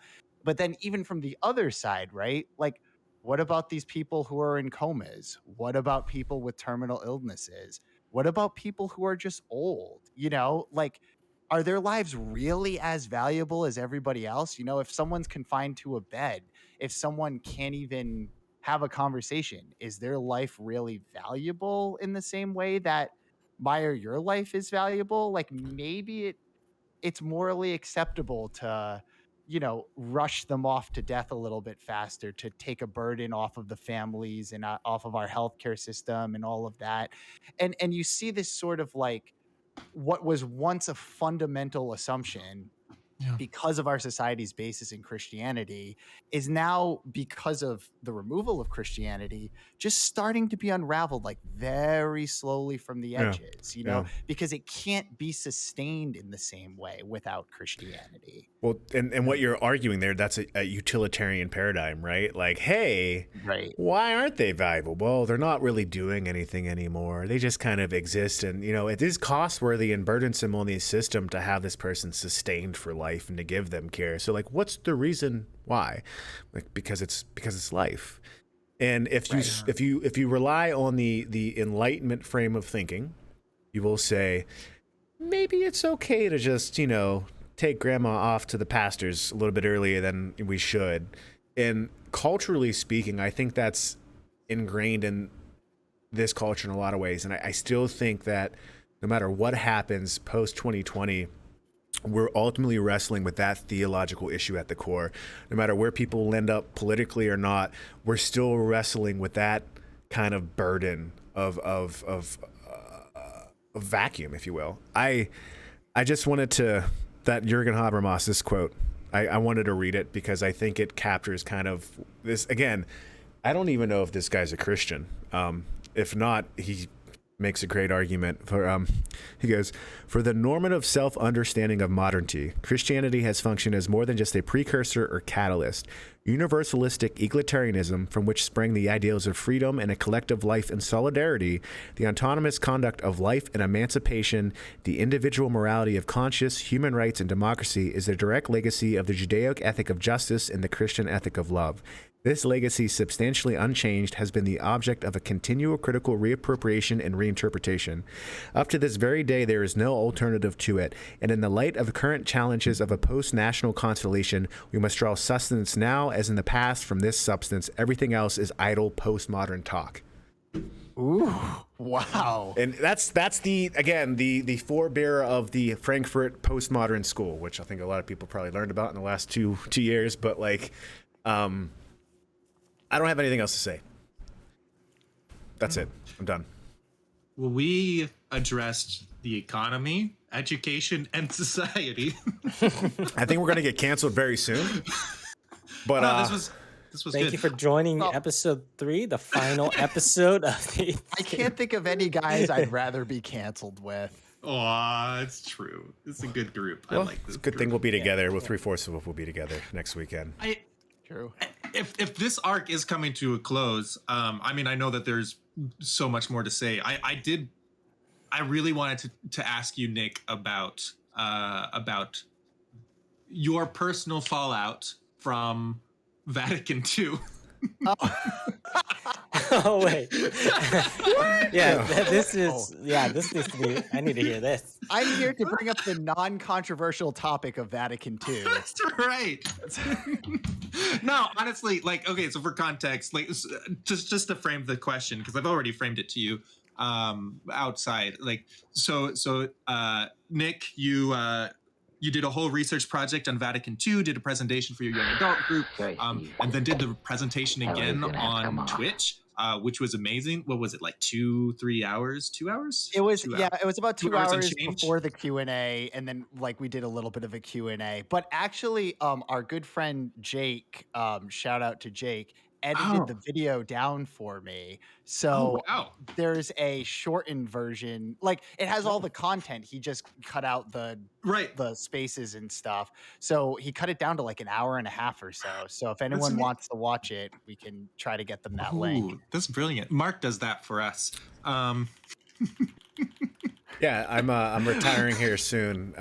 It's gonna be But I was really interested to learn, like, with everything you learned about Vatican II, we don't necessarily need to rehash it all again today. I'm sure we'll touch on it, but like, how have you seen that affect your life going forward since doing that project? Yeah. Well, I think so. I think it kind of goes back to the whole reason that I decided to research Vatican II in the first place, right? Is that it's kind of the hot topic in a lot of Catholic circles right now, right? Like, particularly amongst young Catholics. You know, there's discussions about the traditional Latin Mass and the Novus Ordo, and there's discussions about Vatican II. What does it mean? Does what came after Vatican II represent what Vatican II actually wanted? Should the whole thing be thrown out altogether? You know what I mean? Like, there's all of these different perspectives that range from Vatican II created a new church all the way on the Sedevacantists side, all the way to everything exactly as it is that happened after Vatican II is a net positive for the church, and everything that came before was terrible, right? Like that we finally got rid of this dingy old church that we had, and now we're like a church of the future, you know? And I just felt like it was a conversation that I just kept getting sucked into, whether it be on Twitter that Peter, I know I spend a decent amount of time on, or even like I noticed it was bleeding more into real life conversations too, you know? And so I figured that, you know, I was going to do a presentation, and I was like, Vatican II, I want to learn more about it. I want to like see what it really had to say. And I think, in my opinion, like, to get a way forward for the church, right? Because like all of this constant infighting that we see in Catholic circles, especially online, is so terrible for the church, right? Because like we have enough of a problem fending off the secular culture, trying to evangelize, right? Like I feel like we need to get our house in order a lot and then, kind of reach out into the secular world. And if we're just a bunch of people arguing and disjointed, then that's going to make that message really ineffective. Why would they want to join a church that everyone is just arguing with each other all the time? Isn't the point of the church unity, right? So I decided to just dip in and see what Vatican II actually said. And so what I did was I read a really great book by Father Blake Britton called Reclaiming Vatican II. That was kind of the basis of my book. Father Blake, he's does work for Word on Fire. The book was published by I think it was Word on Fire and Ave Maria Press. It was like a joint effort. And I kind of made that the basis because his sort of perspective on Vatican II, which I felt was like a really fruitful one, was the both sides of the argument would, as he kind of puts it, both like the hardcore traditionalists of today and the liberal Christians who, really liked what Vatican II resulted in. Neither one of them understand what Vatican II actually said. Most people have not read the documents of Vatican II. And he gives an example early on in the book about a conversation he had with a very liberal Catholic who seemed to love Vatican II, who had never read anything about it, and a conversation he had with a traditionalist priest at the March for Life, and he was kind of disparaging Vatican II, and he admitted to never reading any of it, right? So Father Blake Britton goes through each of the 4 major constitutions, which I then went and read by myself separately. So, all right, it's been a little while, but Sacrosanctum Concilium, the document on the liturgy, Dei Verbum, the document on the Word of God, Lumen Gentium, the document on the church, and Gaudium et Spes, the document on the church and its relationship to the modern world. And I think when I read the documents, I kind of got sort of the same answer, right? Like it's kind of a both and it kind of turned out to be. The documents are not the super progressive overturning of everything that had hereto existed in the church that they're kind of led to. A lot of people kind of assume they are, right? Like they're very steeped in the tradition of the church. Sacrosanctum Concilium, which is probably the one that's most talked about right now because liturgy is the hot topic, is very steeped in the mass as it existed already. So like for instance, this is a good example, I think, of all of this is the liturgy, right? There were real problems prior to Vatican II, not with like the liturgy as it existed. That's what I think like the misconception is, that Vatican II was like, oh, this liturgy, it's terrible, get rid of it. Vatican II's perspective was the problem is the liturgy is the most important thing the church does. It's the source and summit of our lives. And most of the laity understand absolutely nothing about it. So there's stories that are kind of told by a lot of people from before Vatican II where going to mass was something that people just kind of did sometimes. They didn't really see why it was that important. Like a lot of people would go to mass, they'd see a priest up in the sanctuary speaking in a language that they had no idea what they were talking about, mostly to themselves, right? Like if you guys are familiar with a Tridentine low mass, it's spoken at a volume that most people in the church can't even hear. And not to disparage it, it's just like a fact. And people would end up just kind of killing time really in mass. Like going to mass was really, I'm in this church, I guess I'm gonna like pray the rosary for a bit. I can kind of look around at some of the stained glass and the side altars and like take in some of that, but largely they were completely disconnected from what was going on in the sanctuary. And there were efforts in the late 19th century and early 20th century to revive that. There was a movement called the liturgical renewal that meant to sort of get people to understand the mass a little better, which is what led to things like hand missiles that the laity would bring in, right? Like that's a thing that like I think a lot of proponents of the traditional Latin mass, and Eugene, I know that you're a Latin mass guy, right? So um I go to Latin mass sometimes. I have absolutely nothing against it. So just trying to make my position clear. No, But we're fighting. No, just kidding. there we go. But the idea that, you know, a lot of people take for granted that they go into Latin mass and they have their hand missile that they can follow along with the priest. That wasn't what the culture was largely like, especially prior to the 20th century and prior to Vatican II. So Vatican II said, we want the most important thing that the church does to be able to be followed and understood by the laity, right? Like we're in the presence of God the Son's perfect sacrifice to God the Father, right? And most people are just, they don't know. They have no idea what's going on.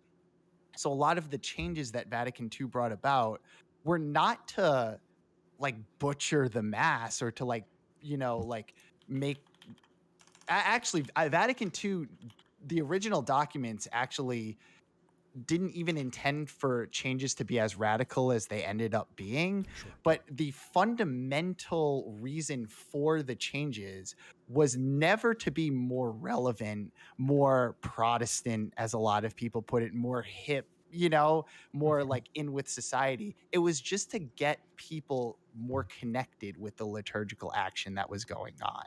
And I think that that sort of, if you look throughout the other documents, that's sort of a good example of kind of the perspective of the rest of Vatican II, right? Like they wanted to bring the fruits of the church into society, not to sort of degrade the fruits of the church so that society would accept them, if that makes sense. And I think that was sort of my fundamental takeaway of all of it is, I don't know, like I can read the documents and see a path forward for the church that doesn't involve the church compromising its values, the church compromising its teachings, the church compromising its practices, but also fixes the problems that Vatican II was intended to fix with the way the church engaged with the outside world prior to the council. Yeah. If that makes sense. That was a long, rambly answer to your question, but Thought that No, was it was great. good. I don't have to read the book. My wife just got me then, so thank you. Sorry, Father Blake. We bought your book, but Nick starts with, and so many people haven't read Vatican II. Oh, well, I guess I don't have to read Vatican II anymore. I just told you all of it. There you go. I trust I you. think, But- I remember one of your one thing that stood out most in your presentation was that Vatican II was written differently than other. What's the word I'm looking for? It was written Other Councils. councils. Yeah, the council. It was written more like in prose. Like it was not very clear, and that's one of the things I personally have an issue with. Right? Okay. Like the church is there for that guidance, right? Like, if you know, you think of a father setting down, you know, ground rules, guidance, it should be clear what that means for you, right? Like there's a story of shoot, they used to tell us in Focus, I think it's called Green and Clean, where a father told the son, you need to take care of this lawn. I need you to keep it green and clean. And if you need help, you can talk to me. And so after a while, the lawn goes into disarray. And the issue, long story short, the issue is that the son didn't know what that meant. Like, what does it mean to make it green and clean? It means it needs to be watered. It means that it needs, you know, to be fertilized. It needs to be cut. Like, there's all these steps to that. But the only thing the father told is just green and clean. And I think I'm taking that story out of like context as far as like the moral of it. But that's the same idea the issue I have with it. And I think that, like, from what you've said and what I gather, I mean, there's ultimately good intention there, right? But I think it's something that needs to be revisited and clarified. Like, what do these things actually mean practically? The other thing is, some things I think are where the approach is taken not the right approach, right? Like there's part of it was that people don't read the Bible enough. I don't think the answer was to put more readings necessarily. Like I don't think putting more readings in the mass solved that issue, because if anything, people read the Bible less, because there's, like you had talked about, there's this notion that people like as common says like, oh yeah, if you go to mass over the span of 3 years, you read the whole Bible, which also which is true. not true. Yeah, which is definitely not true. Yeah, but there's less of an incentive to do that. Like I felt like the what needed to happen is that there needed to be better stewards of, like, to actually teach. Like I think that like one of the advantages I have of going to Latin mass is that I understand the mass. Like I actually understand what's going on.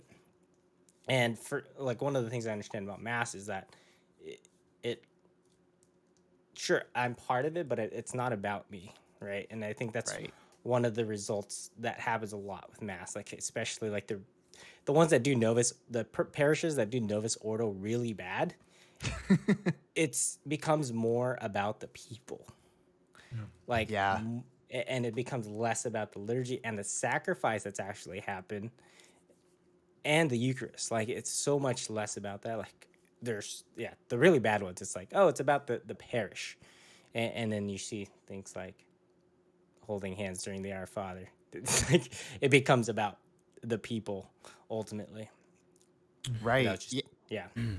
But like I know little to none compared to what Nick, you, Eugene, and Peter probably have about this, but like from what I just understand, historically speaking, as the church has come together with councils in general, right, it's typically done to wrestle with things in the culture and history that are happening in some sense outside of the control of all man, right, under the guise and control of God, right? So what do you have happening, right? You have the advent of the printing press, and then you have the extreme increase of literacy and people reading on their own. You have the change in the West with the dominant languages, and so then you have this desire to wrestle with the fact that there's large immigration shifts, people that are coming to America that are predominantly Roman Catholic. That first generation afterwards, they're not going to know Latin, just like their grandparents did, right? And not only that, the culture in America is a lot different than the culture that they come from too. It's a lot more individualistic as well. And I think from what I've seen of what you've talked about, Nick, and what I've seen with Father Blake talk about this, there's always that with every council. So like whether it was written prosaic, and what was the language it was written in, Latin, Italian, or English? Italian? It's always Latin. All of the documents are always originally written in Latin and then translated after. And Vatican II was no different. Okay. So I know like English in general is problematic in some sense because it tends to be more poetic and musical, right? Versus Latin, which is much more mathematic in a way, right? So there's that aspect, but like I do think is also very romantic. Well, hey, tu parles en français? No, sorry, it's my only experience with a Latin-based language.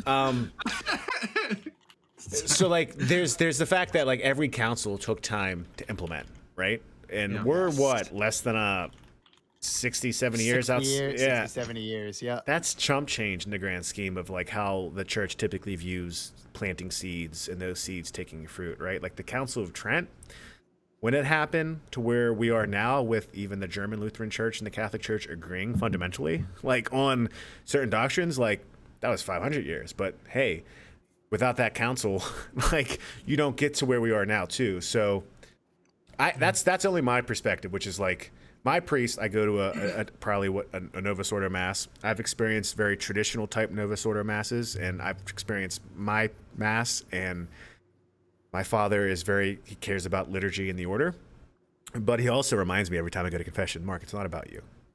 It's not about you, which is great because like it's me. I tend to think it's all about me. Pride might be a issue.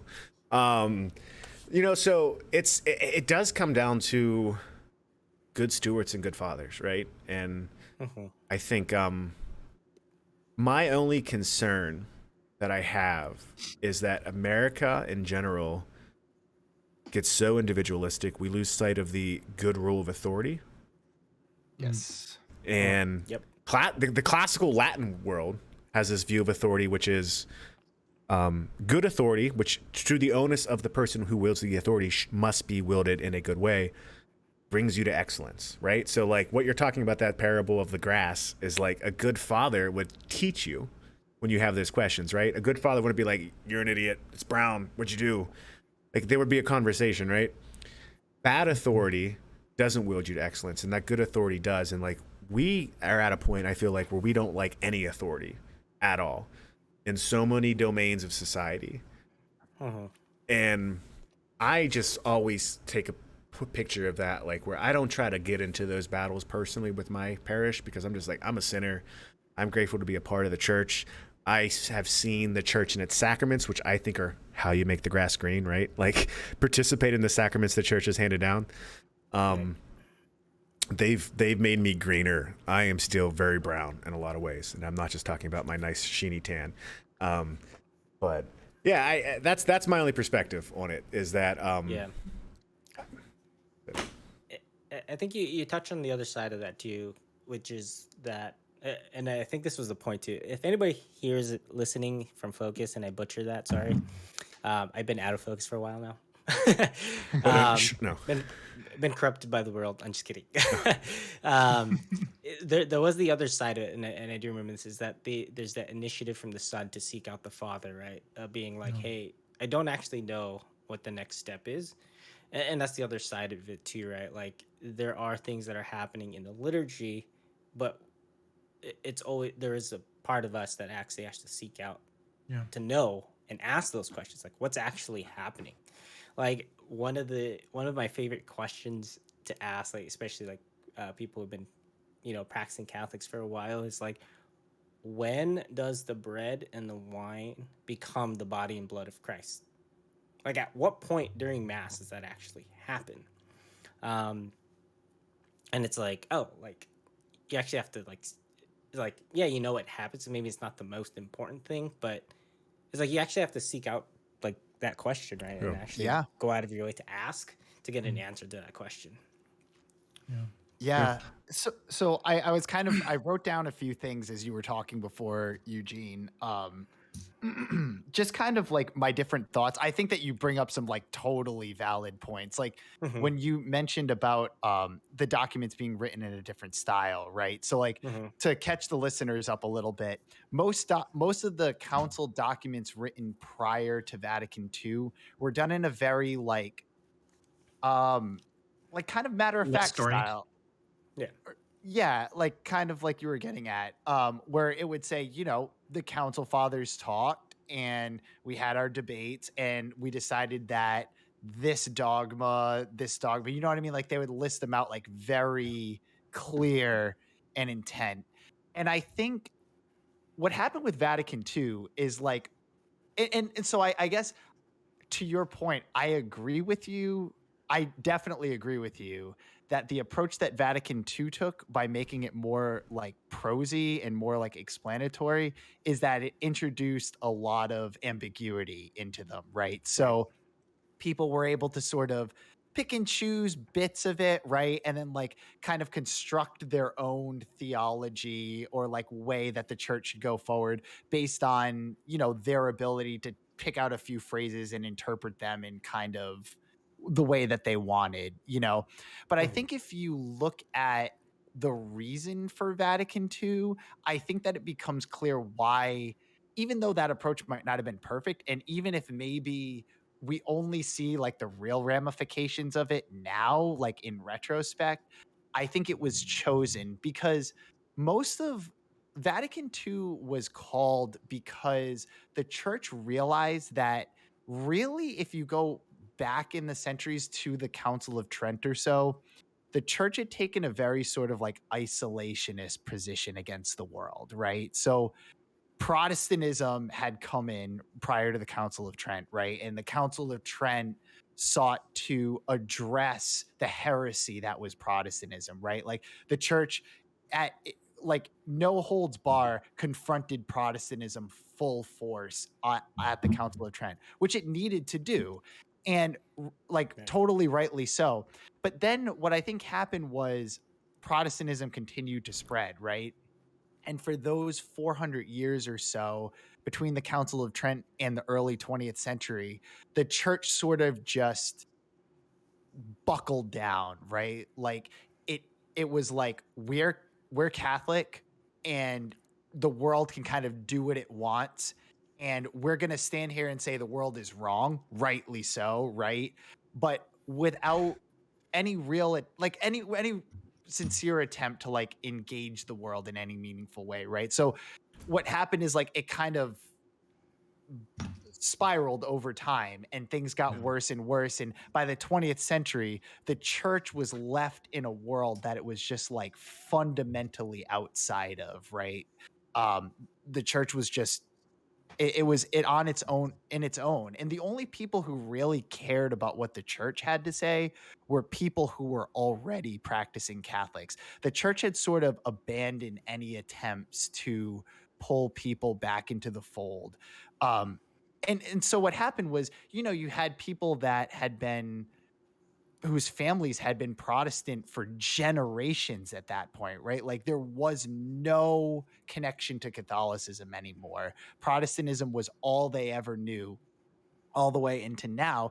And so like uh, those people had no way of seeing what Catholicism really was, right? Like apart from like a real rigorous academic study, I'm going to learn about Catholicism. I'm going to go back to the very roots of the church, which we take for granted is not that difficult to do in our internet age. But like in the early 20th century was like you had to go spend some time at a library and read through some thick, complicated books, Yeah. So I think what the church meant to do with the Vatican II documents was they wanted to make it so that it wasn't just written for clergy, right? Like it wasn't just the hierarchy of the church telling clergy this is what orthodoxy is. This is like, what you need to believe and what you need to teach.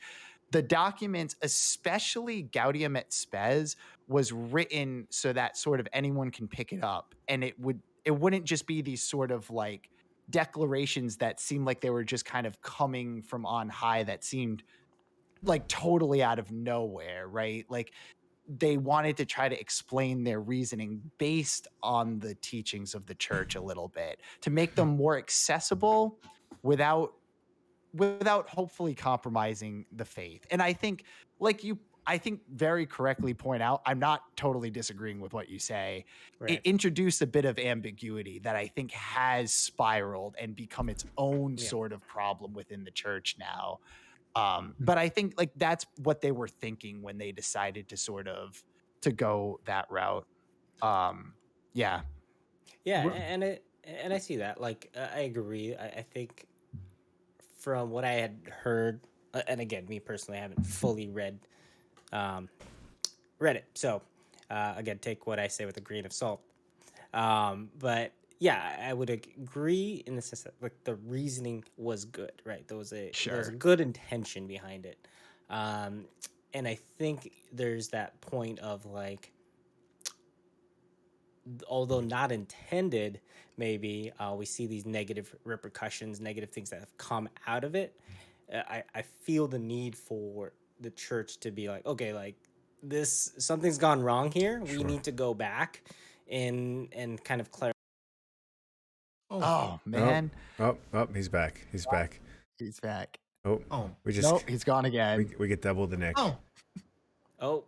We lost you at you feel the need for the church to clarify, and that was it. Clarify, right? Yeah. Like that's where the point where it's like, oh, okay, like we need to kind of, in a sense, stop the bleeding, and I think that's partly why we see like, and I don't know the exact numbers, so somebody could probably check, but I personally see a lot more growth rate in traditional Latin Mass than I see in Novus Ordo Masses. So I think that there's that desire for people to get clarity, and that the traditional Latin mass I go to, the priests preach on hard things and they're very clear about what they're teaching, and I think that's what appeals to people. And so I do. I think I agree.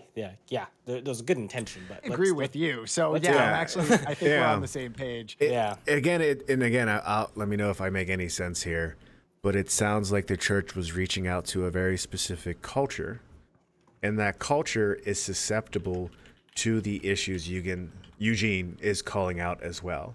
Where in a culture of such individualism, of enlightenment and pre-enlightenment thought, that you determine what is right and just for yourself, and you got to think through it yourself. Where it's hard to be an academic in your own we're starting to reach to this point where people are like, well, wait a second, I do need authority in some. I need authority. I'm not going to just treat myself.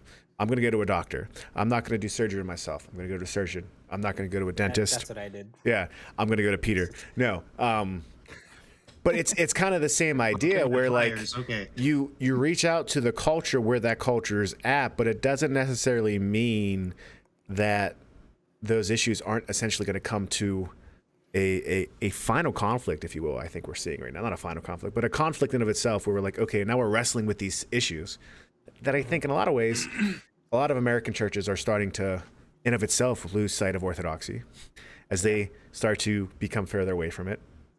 And there's this, if you don't have that kind of branch in their own language, in their own way that they like to think, do they even bother to reach out to it at all at this point if it's not there, if that makes sense? So again, being both and I'm attracted. My mom goes to a Latin mass, once at her parish to have at the beginning of the month. I would love to go to it, but I know I am best served, and I know a lot of people that are coming back to the church that have never been Catholic and don't come from Catholic families are truly best served by a Novus Ordo right now, right? And that doesn't mean that those two worlds can't coalesce more, right? But it is something. Both and. That's it. Yeah. We're gonna become the both and podcasts. That's the market right there. That'd be a great name for a Catholic podcast. Honestly, both and podcast. Yeah. We should just we would be the BA podcast. Ooh. Yeah. Let's just reserve that name. Let's trademark it just so we can have it, so just no one else can get it. We have viewers that are going to buy it right now, but yeah. Before Father Mike Schmitz grabs it or something. I think Father Blake. Let's be honest. He admitted to stealing some ideas from who was it earlier? Was it the who was on the episode of GolfCon with us when we did? Oh, Jacob from Ireland. Yeah. What were they talking about? The Night Fest or whatever it is. Inspire. Night Fever. Yeah. Oh, yeah. I watched that episode because I was like, "Oh, Peter has Father Blake Britton on on Game of Favorites." That was amazing. I did. He had a good time. We're gonna have him on again, I'm sure. Can I beat him again? Because I would love to relive that memory, and I'm sure he would too. I think it's Nick's turn to beat him. Okay. And maybe Eugen's. Cynic in the chat. Yeah. Well, hold on. Cynic in the chat gets to the point. I think that the name kind of the podcast is all about, right? The Ordinarily Extraordinary podcast, right? That both and's kind of in there in a sense, right? Yeah. And I think I one of the things I super strongly I really agree with you, Eugene, on is I think the church needs to take a good hard look at what's going on with Latin Mass parishes right now, in a positive way, right? Yeah. Why are these parishes attracting this crazy Gen Z demographic, right? Right. I think that to ignore that, which I think some members of the church are doing, which I think is just a terrible idea, right? Because for so long, the church has wrestled with what do we do to get young people to care about Catholicism again, right? And then you have this mass that young people are just walking into. If I go, there's an FSSP church 20 minutes from my house. When I go in there, it's the age demographics would put any other parish in the area to shame, right? Yeah. It's all young families. Yeah. And I think it's crazy to ignore that. And I think a lot of what you're getting at, right? people are, and a lot of this is kind of coming full circle, right? We live in a culture of individualism, like you were talking about, Mark, of these enlightenment values that want to detach the source of our values from the actual values themselves. And people are realizing that it just doesn't work, right?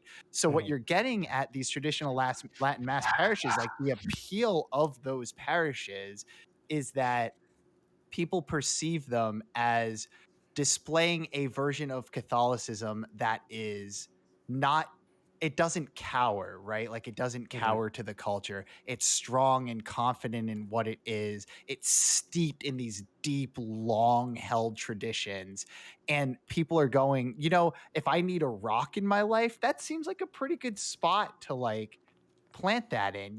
I think where I would just disagree maybe just slightly is I Not think allowed. it's Just kidding. possible is I think it's possible to get that at Novus Ordo parishes. I just don't think most parishes are like equipped and of the right mind frame to deliver that like what this younger demographic is searching for in the way that traditional Latin Mass parishes are sort of like inherently equipped to deliver it. Yeah. I would just add, when I go to the John Newman Center at the University of Pittsburgh, which I love because it's a very traditional Novus Ordo, right? It's in English, it's not in Latin. But a lot of the customs and practices are very, very traditional, where I see young kids of very, very diverse groups that I would never, I didn't see in my Catholic church growing up. Very diverse groups kneeling to take the Eucharist, like not touching it with their own hands. And it like kind of was just like, whoa, that's awesome, right? And I did not expect to see that, right? And so there is, and again, I kind of hit on the head, but there is a kind of callback, a recollection of memory happening right now. But I still don't think you get to remember what that is without that larger branch that was put out there. And like, I just say give it time. Let the Holy Spirit do the work and lean in versus lean out, right? I think that's always the problem of history throughout any issue, is when people decide to like, oh, screw you guys, I'm going my way. But the true answer that God calls us to do is to lean in and have these conversations together, because that's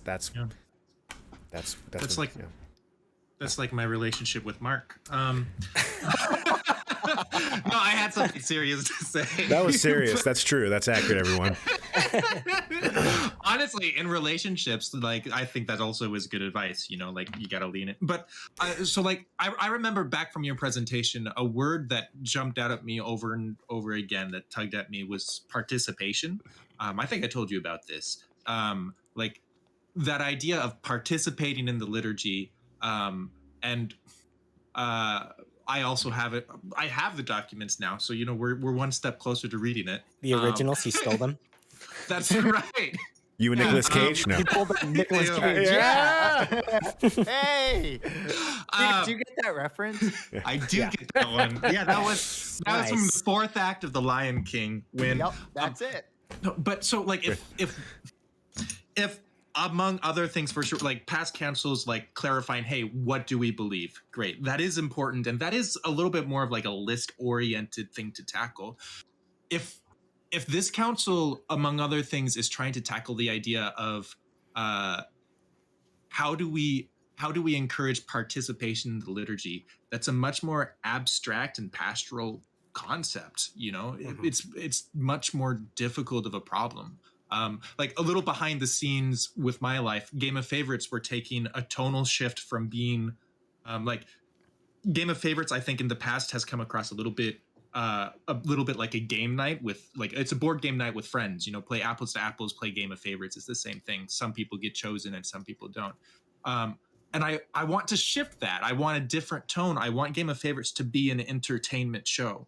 And that's something real, and that's something that you can kind of put your finger on, but it's also abstract. And so as I communicate this to all of the contestants and tell them, hey, we're changing from being contestants to being cast members, like it's an impassioned subject for me to bring up, and I've got a lot to say, but at the same time, I don't like have practical pointers. I have a couple things I can point to, but like we've got some abstract things, some qualitative things to wrestle with together here. You know, it's not something that we can boil down into bullet points. So when it comes to participate in the liturgy, it strikes me as much more of that abstract idea of like, how do we get people to participate in the liturgy? And it's easy to, I mean, so like there are always some folks, praise God, who delve deep into their faith, and they wrestle with their faith, and you know, some of them are canonized. That's beautiful, you know, like and like praise God for these beautiful examples in our lives. And many of these beautiful examples, I would argue, we see at TLM. Many of these beautiful examples we see at Novus Ordo. Mm-hmm. The folks that are just kind of going through the motions, they were born Catholic, they continue living it out, but they haven't really delved into it. Those are the people that we're talking about when we're talking about wrestling with the idea of participation. I mean, like everybody for sure can dive in deeper, but those folks are going to go to the church that's available, which is by and large going to be Novus Ordo. So to me, like I wonder, like for sure there are things that I think we can learn about TLM. Personally, I would love to bring back altar rails to Novus Ordo because I just like them. That is my most trad opinion as well. I'm also a huge altar rail proponent. Yeah. Same. But like I definitely like I also like I don't know what the answer is, but I can very much empathize with this pastoral complicated problem of how do we get a tonal shift? How do we you know, encourage participation? Like there's a huge leap to go from the abstract concept, which we can kind of put our finger on, to what are the concrete steps we take. Yeah. And I think to that point as well, just adding to that is the question of what does it mean to participate, right? Yes. Yeah. Yeah. And, Yeah. and Yeah. Yeah, that's an important question too.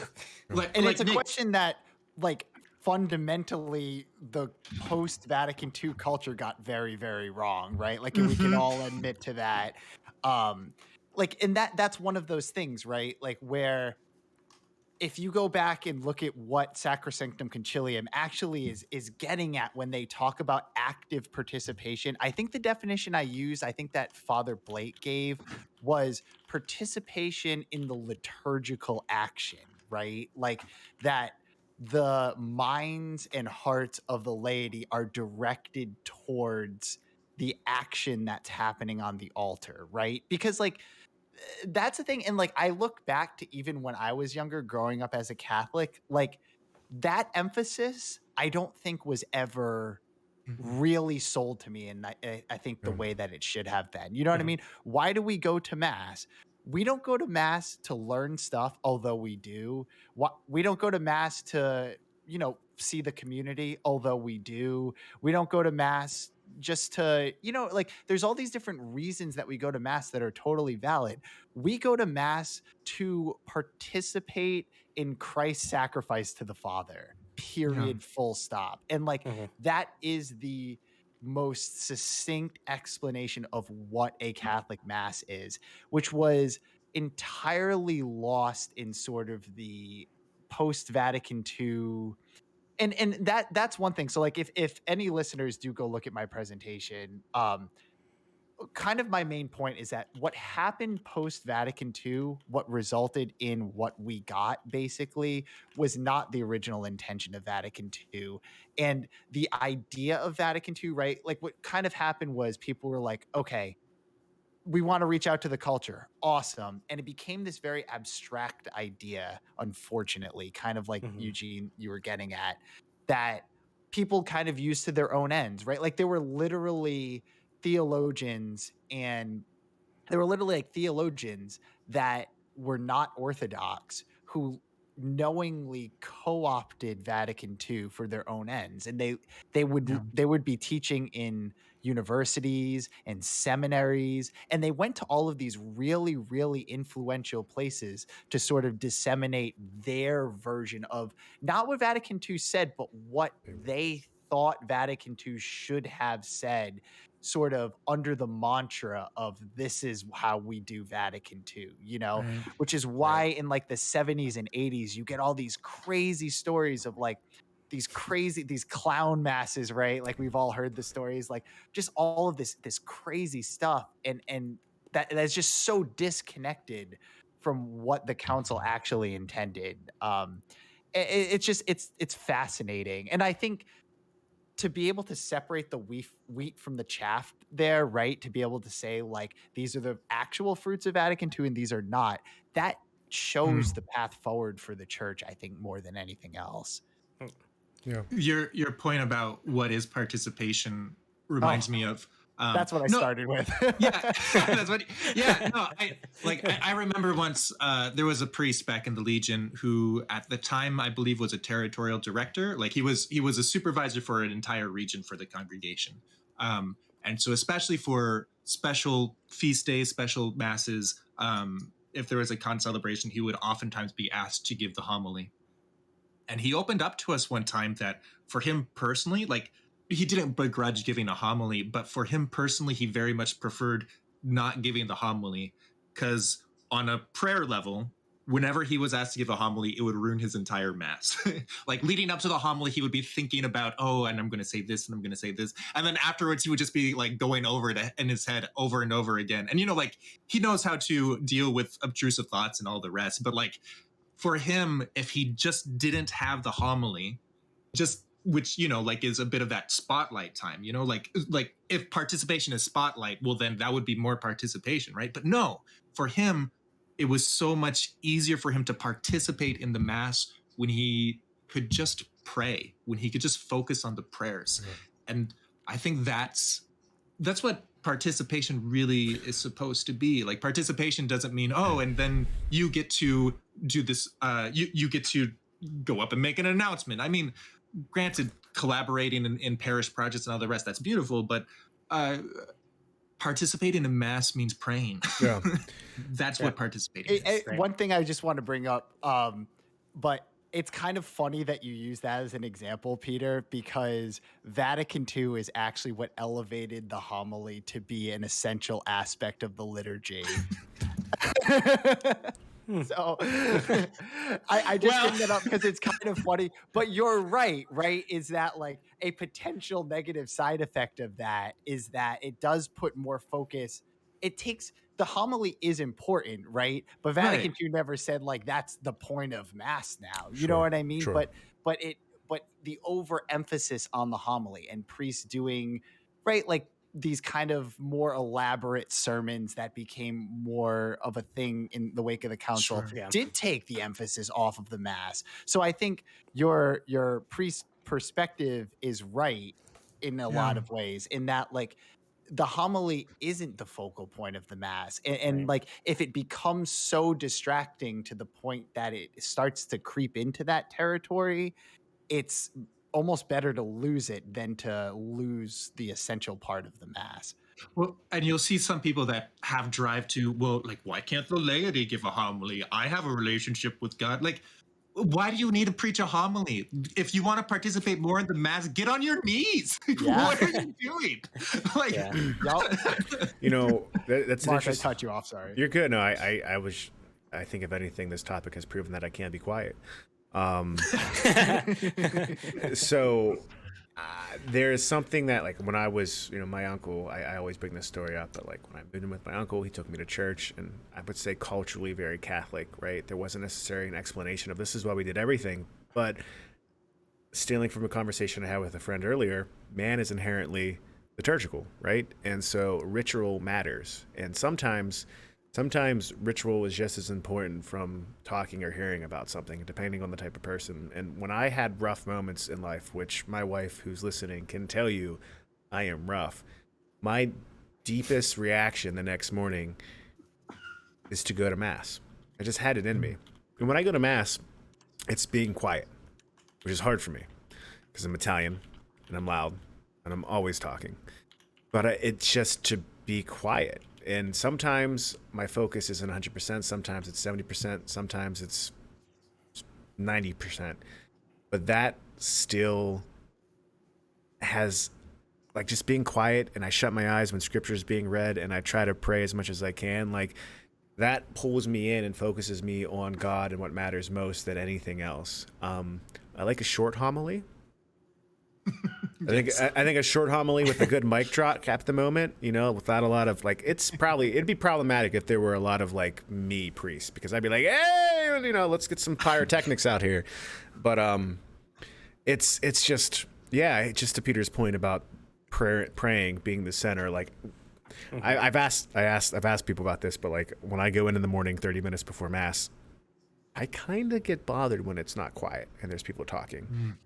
And I don't make a point to say like anything else besides peace be with you before communion, but it's my best time for me to hear God is when I am in the presence of the tabernacle, when I am in the presence of so much that is holy, where none of my stupid, foolish life that I've built for me around here can get to me, and I'm just there, right? I have a very close, direct connection, right? And that, just to be clear, like that's everywhere. Like I could achieve that here if I was not as rough, right? But there's something to that resting and being quiet that's a part of the NO and the traditional mass, to be honest with you. That's what I love about adoration when I've gone, is that it's just like, I don't know what to do. Maybe I fall asleep a little bit, teeny bit, doesn't matter. I'm praying and I'm just in and out of consciousness. Like I come back from that feeling more alive than, any like, hey, I'm going to get up and talk for a bit and I'm going to play music or I'm going to do this like that.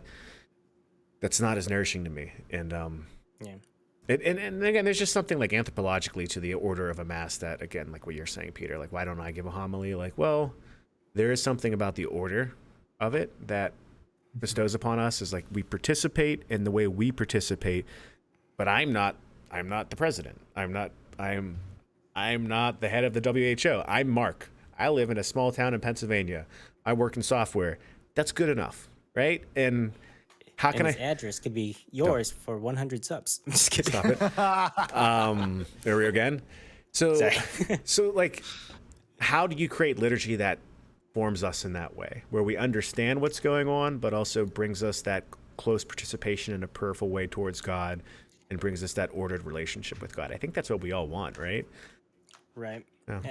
And I think to kind of bring it back to the other whole lot of topics we talked about earlier, I had mentioned about like homeschooling, and I think it does go into this as well, that parents need to play a bigger role in the faith formation of their children. Like that's one of the things, that's, if I were to pinpoint one of the reasons why I never learned about what's going on in mass, probably because my parents didn't, but it's because I wasn't taught.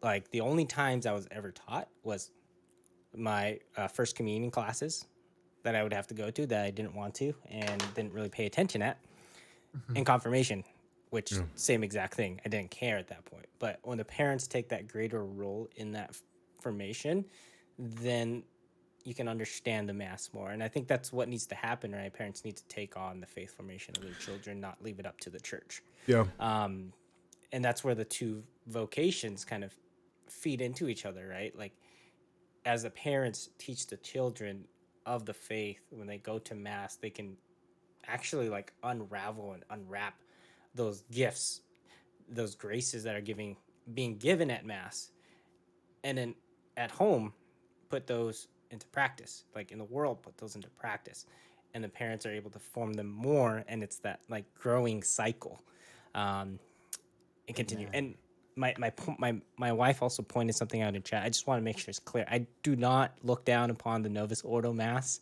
I understand it is 100% a valid mass. I prefer the traditional Latin Mass, but I do not in any way, shape, or form look down upon. I'm gonna mass, practice except when it's done poorly. Yeah, I'm gonna practice my deep fake techniques right now with that quote though, and I'm just gonna change one word and remove it. I'm just saying. It'd be a very odd tone for him to really be mad about. Yeah. I do really condemn the. Now, clearly, based just on the format of the show, Eugene looks down not on me, but on Nick and Mark. So Yes. Yeah.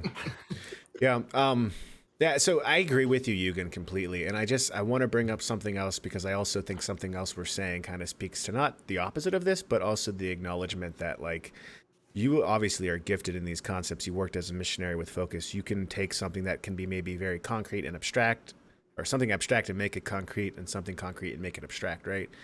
Not everyone can do that. My dad sold bananas for a living. I love my dad. Right. Wouldn't have any other dad. My dad is a great salesman, a great father, didn't talk a lot, just did what is right, right? He doesn't necessarily have the gifts to just say, let's talk about metaphysics, Mark. He'd say, let's go play Pac-Man and let's hang out as father and son, right? But he would say, you should go to CCD or you should go to church, right? And that was good enough. So both and again, the church has always taught that the family is the focus. That's the church teaching. But there's a reason why a priest or almost priest like Peter got trained in all those great things like Greek and Latin and history and philosophy, because sometimes the father's supposed to say, I don't know, and go to the Holy Father of Peter or whoever that is and ask them. Not this For Peter. legal reasons, I am very far away from being a priest. I just want to clarify for everybody at home. Yeah. Just never got close. Never got close. Never got close. But if you see priest and you see me, you should see two separate realities. Oh, I do. I completely do. Yeah. Good. Everyone. Holy man of God and me. Yeah, I said almost priest. Almost priest. Oh, no, I wouldn't say almost. That puts us too close together. Okay. Pretty distinct. Okay, well, oil and water. That being said, it kind of speaks to that contrast again, that paradox of like the locus of the family and also the need for what I think the Orthodox faith teaches, which is a very communitarian mindset as well, which is like, and my wife has said this, like culturally Catholic people who are weak in a lot of Catholic elements still have certain communitarian elements more than maybe non-cultural Catholic people, which is like, my parents would have no issue at all if there were other people watching me. Like, it's fine. They're in the pool. Who cares? Right. And like, sometimes you get other cultural perspectives where like, what? They're alone? Like you weren't watching them? Like that's a minute difference. But I think it does speak to the idea that if we want to trust our culture, we should form it better. And if we can't trust our culture, we should be wise to that and form at home.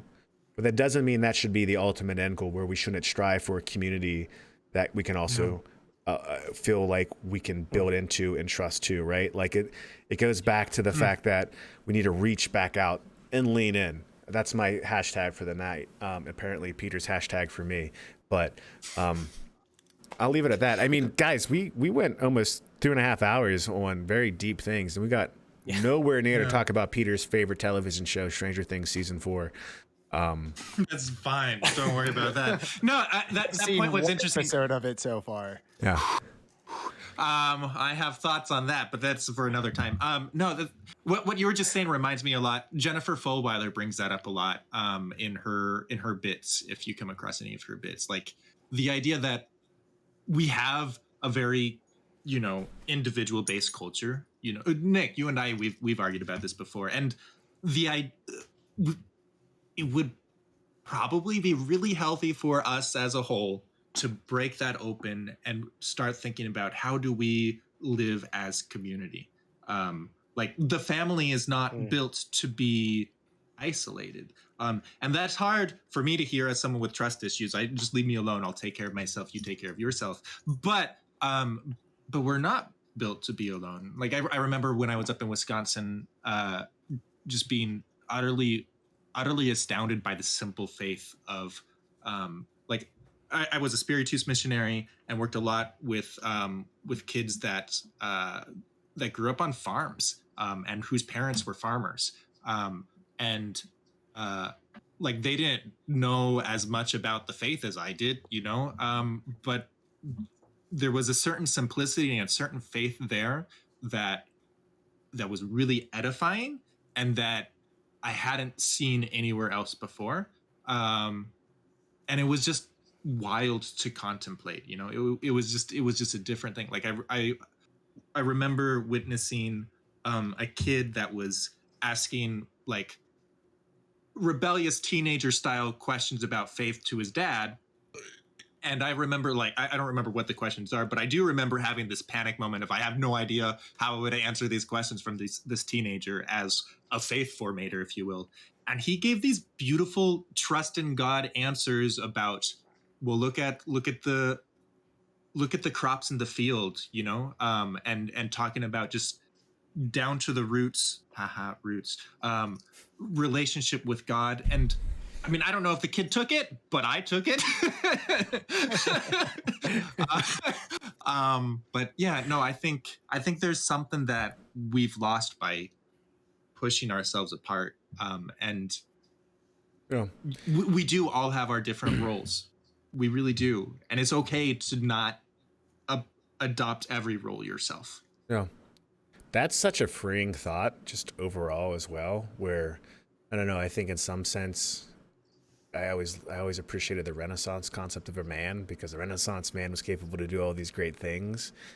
But I almost wonder too, like the pressure we have to be all and end all to ourselves, how much does that drive anxiety today? Where when you take a burden off of yourself and you put it on other people, I mean, just the simple act of confession of itself, like, gosh, how freeing it is, and how nice it is to know that you're not alone, right? And yeah, I again, not to spoil things with Stranger Things. You said you watched the first season or the first episode, I watched Nick? the first episode of season 4. Yes. There's something that I think the show presents, not intentionally, but I think is there anthropologically, that speaks to, again, the Christian vision of evil versus good, and that is how certain animals tend to be individualistic, like a snake, which will eat its own young and tend not to live in community, or a spider, which will eat its own young and tend not to live in community or eat its mate, and all that stuff. Where really can't do that in human society. You just can't. And if you do, we tend to say something's wrong, right?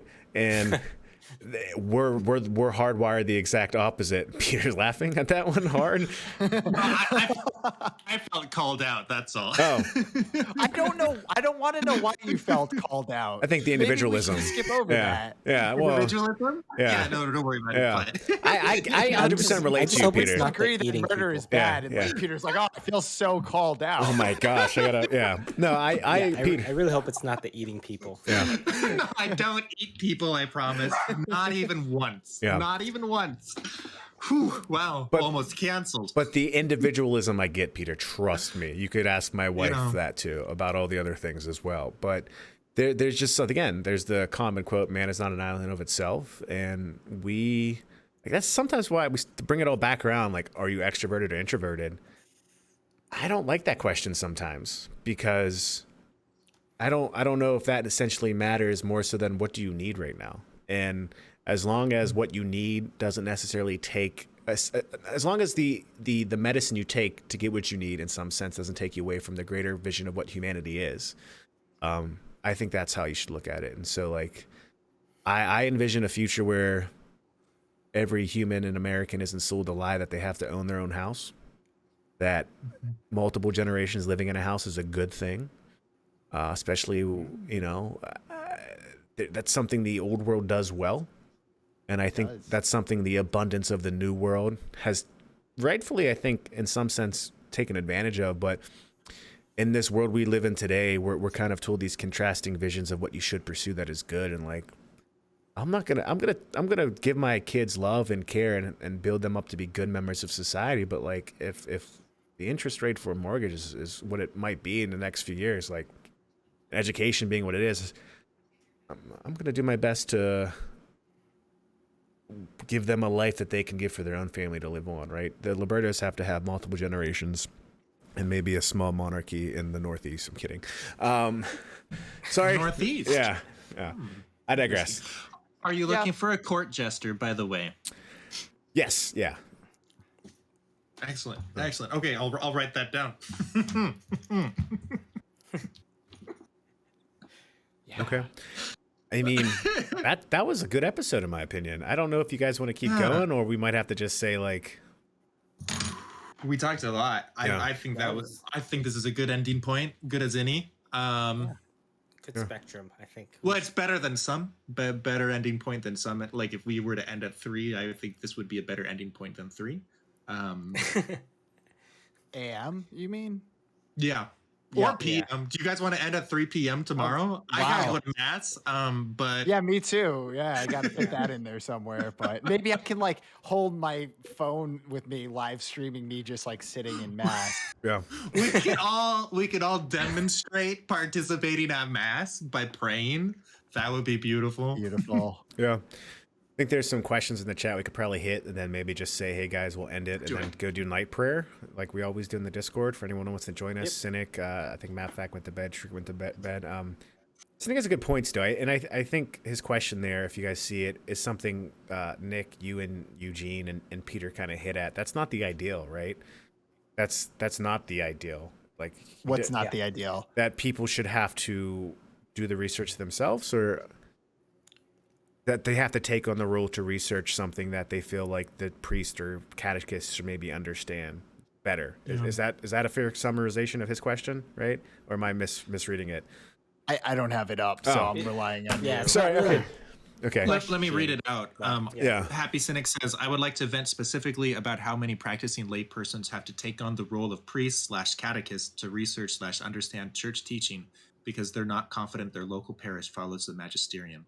Yeah, that's like, I sometimes compare faith to cars, which is a wild leap of a comparison. But like with my car, there are some things I know about how to take care of my car. There are many things that I don't, and I just take it into a mechanic. And I trust the mechanic to know what they're doing. And hopefully I also trust the mechanic not to rip me off. And hopefully they don't rip me off, you know? And I think like there's something to that model in terms of values and ethics, you know? Like we should be able to go to our leaders in faith and get their guidance. And we don't need to know all the inner workings of our faith to be told, you know, like the basics of how to live out our life of faith and how to pray, you know, like we don't need to all be able to parse out transubstantiation and you know, accidents and substance and all that, you know, like it is good to know for sure, but also it's not essential. You need to know that Jesus is there. That's what you need to know. Right.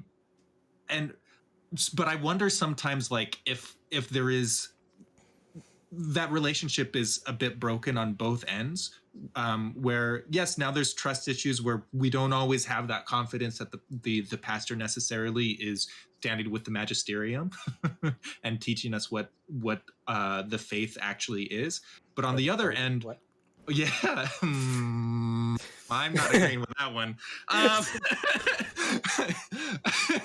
But on the other end, I also see an impetus where like everyone wants to be a doctor of the church, and there's this sense of what does the priest know? I know better, and well, morality is what I think it is, and like I don't know, like it's broken on both ends, and I know much more about brokenness than I know about healing, but that's where I think we are now. Yeah, I really think that's where we are now. Let me also throw out the idea, like this might radically shake people, but the idea that what we're seeing in this particular thing right now may have been kind of the way it's always been, right? Like, I think like there's sort of a fallacy to think of, oh, right now, because, you know, it's post-Vatican II, because of the modern world, like we have priests that are not faithful to the teachings of the magisterium or who don't know catechesis very well. Like, you know, what an awful thing. The church should get back to the time when that wasn't a problem. And I'm not convinced that that was ever not a problem. You know, like I think you go back in the church's history, right? Like the church was for much before the 20th century was largely disconnected from the goings on inside of the Vatican. You know what I mean? Like we pull up Twitter every day and we can see what Pope Francis said in his morning address. There's stories of people during the Middle Ages who went for centuries without, or for at least decades without even knowing who the current Pope was. You know, the idea that like, there's like this perfect flow from the Vatican right down to your local parish and everything is perfect is kind of a fallacy. Like it's kind of a nostalgic fantasy, I think, in my opinion. And I think that So I'm not saying that to be like, oh yeah, so don't worry about it, right? Because the unique problem that I think exists in the modern world that probably didn't exist in those societies back then is the aggressive secular culture that we live in, right? Like the reason that so many people care about these deep theological questions right now is because they need answers to them to stem Yeah. off the tide of this aggressive secular culture that wants to take everything that they believe away from them, you know? Mm. So like it creates this unique problem where I don't think your average layperson or even necessarily your average pastor was meant to have the answers to everything or to even be right about everything, right? But the problem is that we live in a world where we kind of expect and need those answers Yeah. as good as we can get them because of the world that we live in. I feel like what you're saying, Nick, is kind of the point of the magisterium, right? The idea that you need the body, the magisterium, to help be a guiding vehicle, because it's a lot of people and a lot of perspective and the Holy Spirit working through a lot of experience where, yeah, that's the nirvana fallacy you're saying, right? The idea that there was once this perfect situation and now we're out of it, right? I mean, Right. the stain of original sin, we're still going to be working through that. But I agree.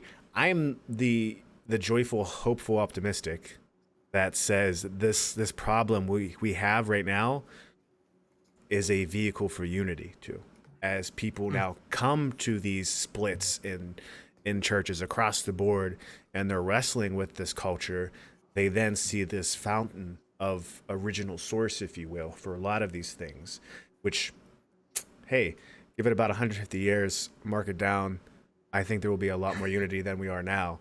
I'm just saying that. I could be wrong, but if I'm not, everyone heard it here. But okay, We'll all be dead, so it'll be fine. it'll be fine. You can say whatever you want will happen in more than your lifetime away because no one can hold you accountable for it. It's true, and if you're right, you get called a prophet, right? So, Let me tell you, on April 3rd, 2105, yeah. Bitcoin is going to explode.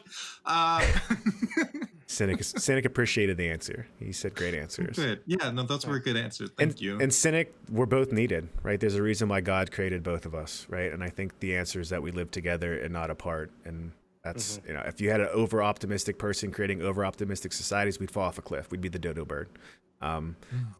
So there's that problem. Okay. Well, before we sign off, I mean, we're all gamers. Nick, what are you playing right now? What am I playing right now? Oh, yeah. We never got to talk about video games. We didn't, but it's okay. We'll talk about it real quick. So right now, I kind of in the middle of a couple of games. I admit I haven't been playing a ton of games lately, but on my Twitch stream recently, I recently started a replaythrough of Super Mario Sunshine, one of my favorite games of all time.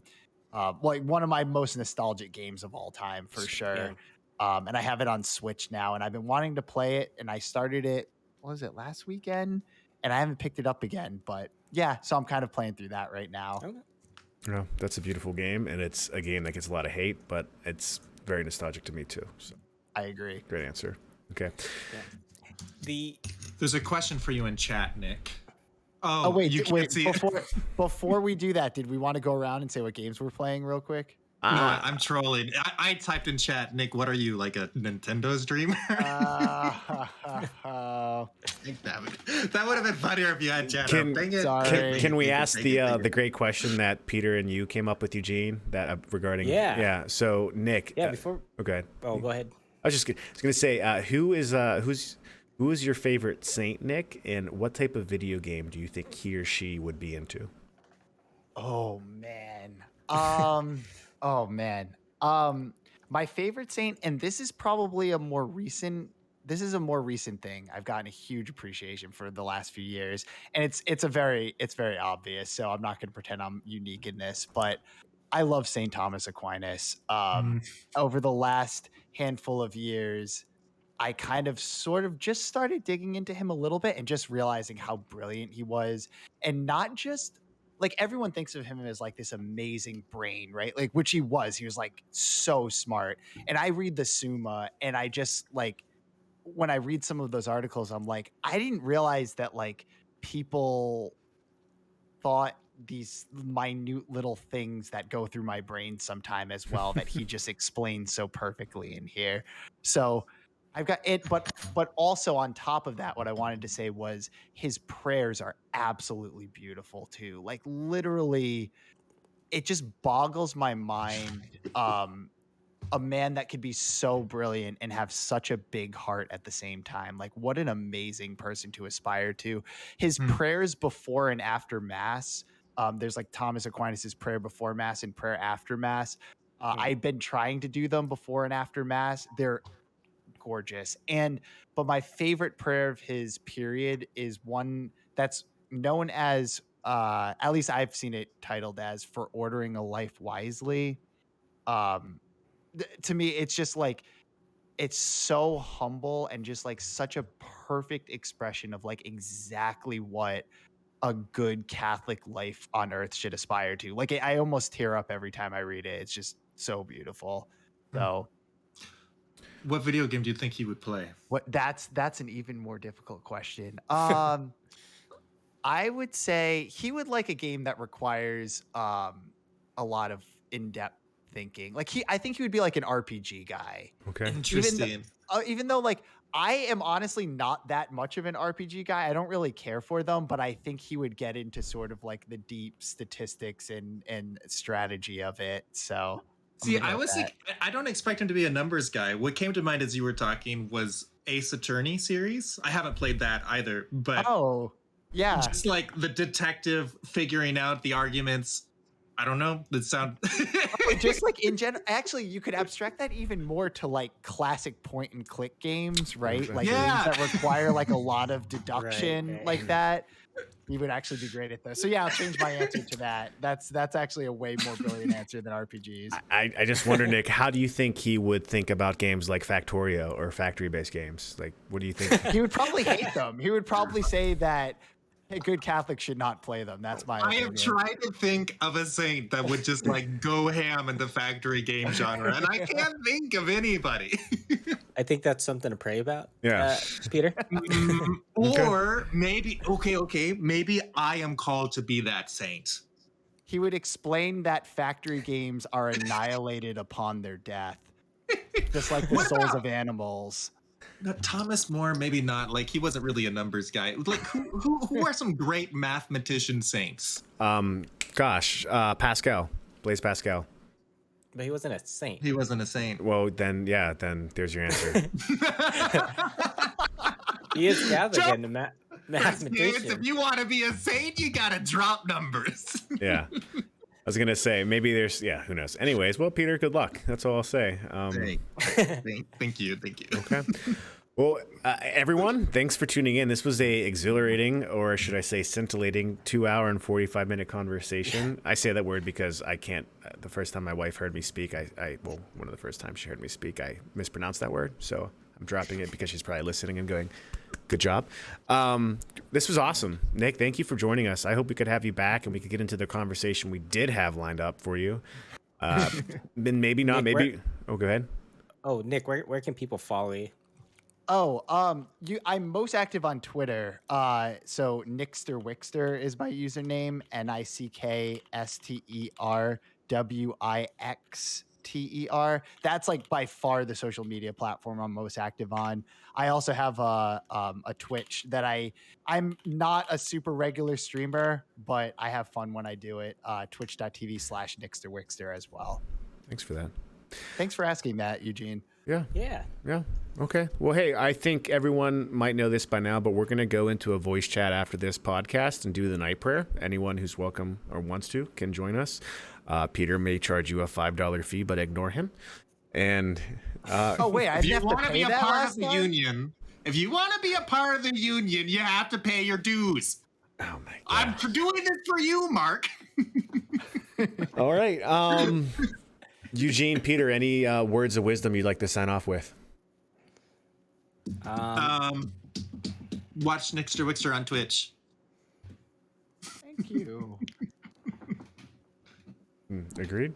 And argue with him on Twitter. It's pretty fun. That's true. It is fun. All right. Just real quick, there was the post. I think was it about Roe v. Wade, and you just said you're welcome. That was good. Oh, yeah, yes. I shared that with them, Nick. I did. It was a good one. There was like a woman like screeching about how mad she was that she was like no lie about it, like the Catholic Church was behind the overturning of Roe v. Wade. It's like all the Catholic Church's fault. And I just replied, you're welcome. Yeah, I liked it. That was a good one. Hey, it's not a bad thing to be an abolitionist. So, right? Yeah. Go. Yeah. All right. Yep. Well, All God, right. God bless everyone. I don't know why I'm God saluting, bless. but yeah, we'll catch you in a month. Stay tuned to Twitter and social media for the next episode date. Peace, everyone. All right, take care.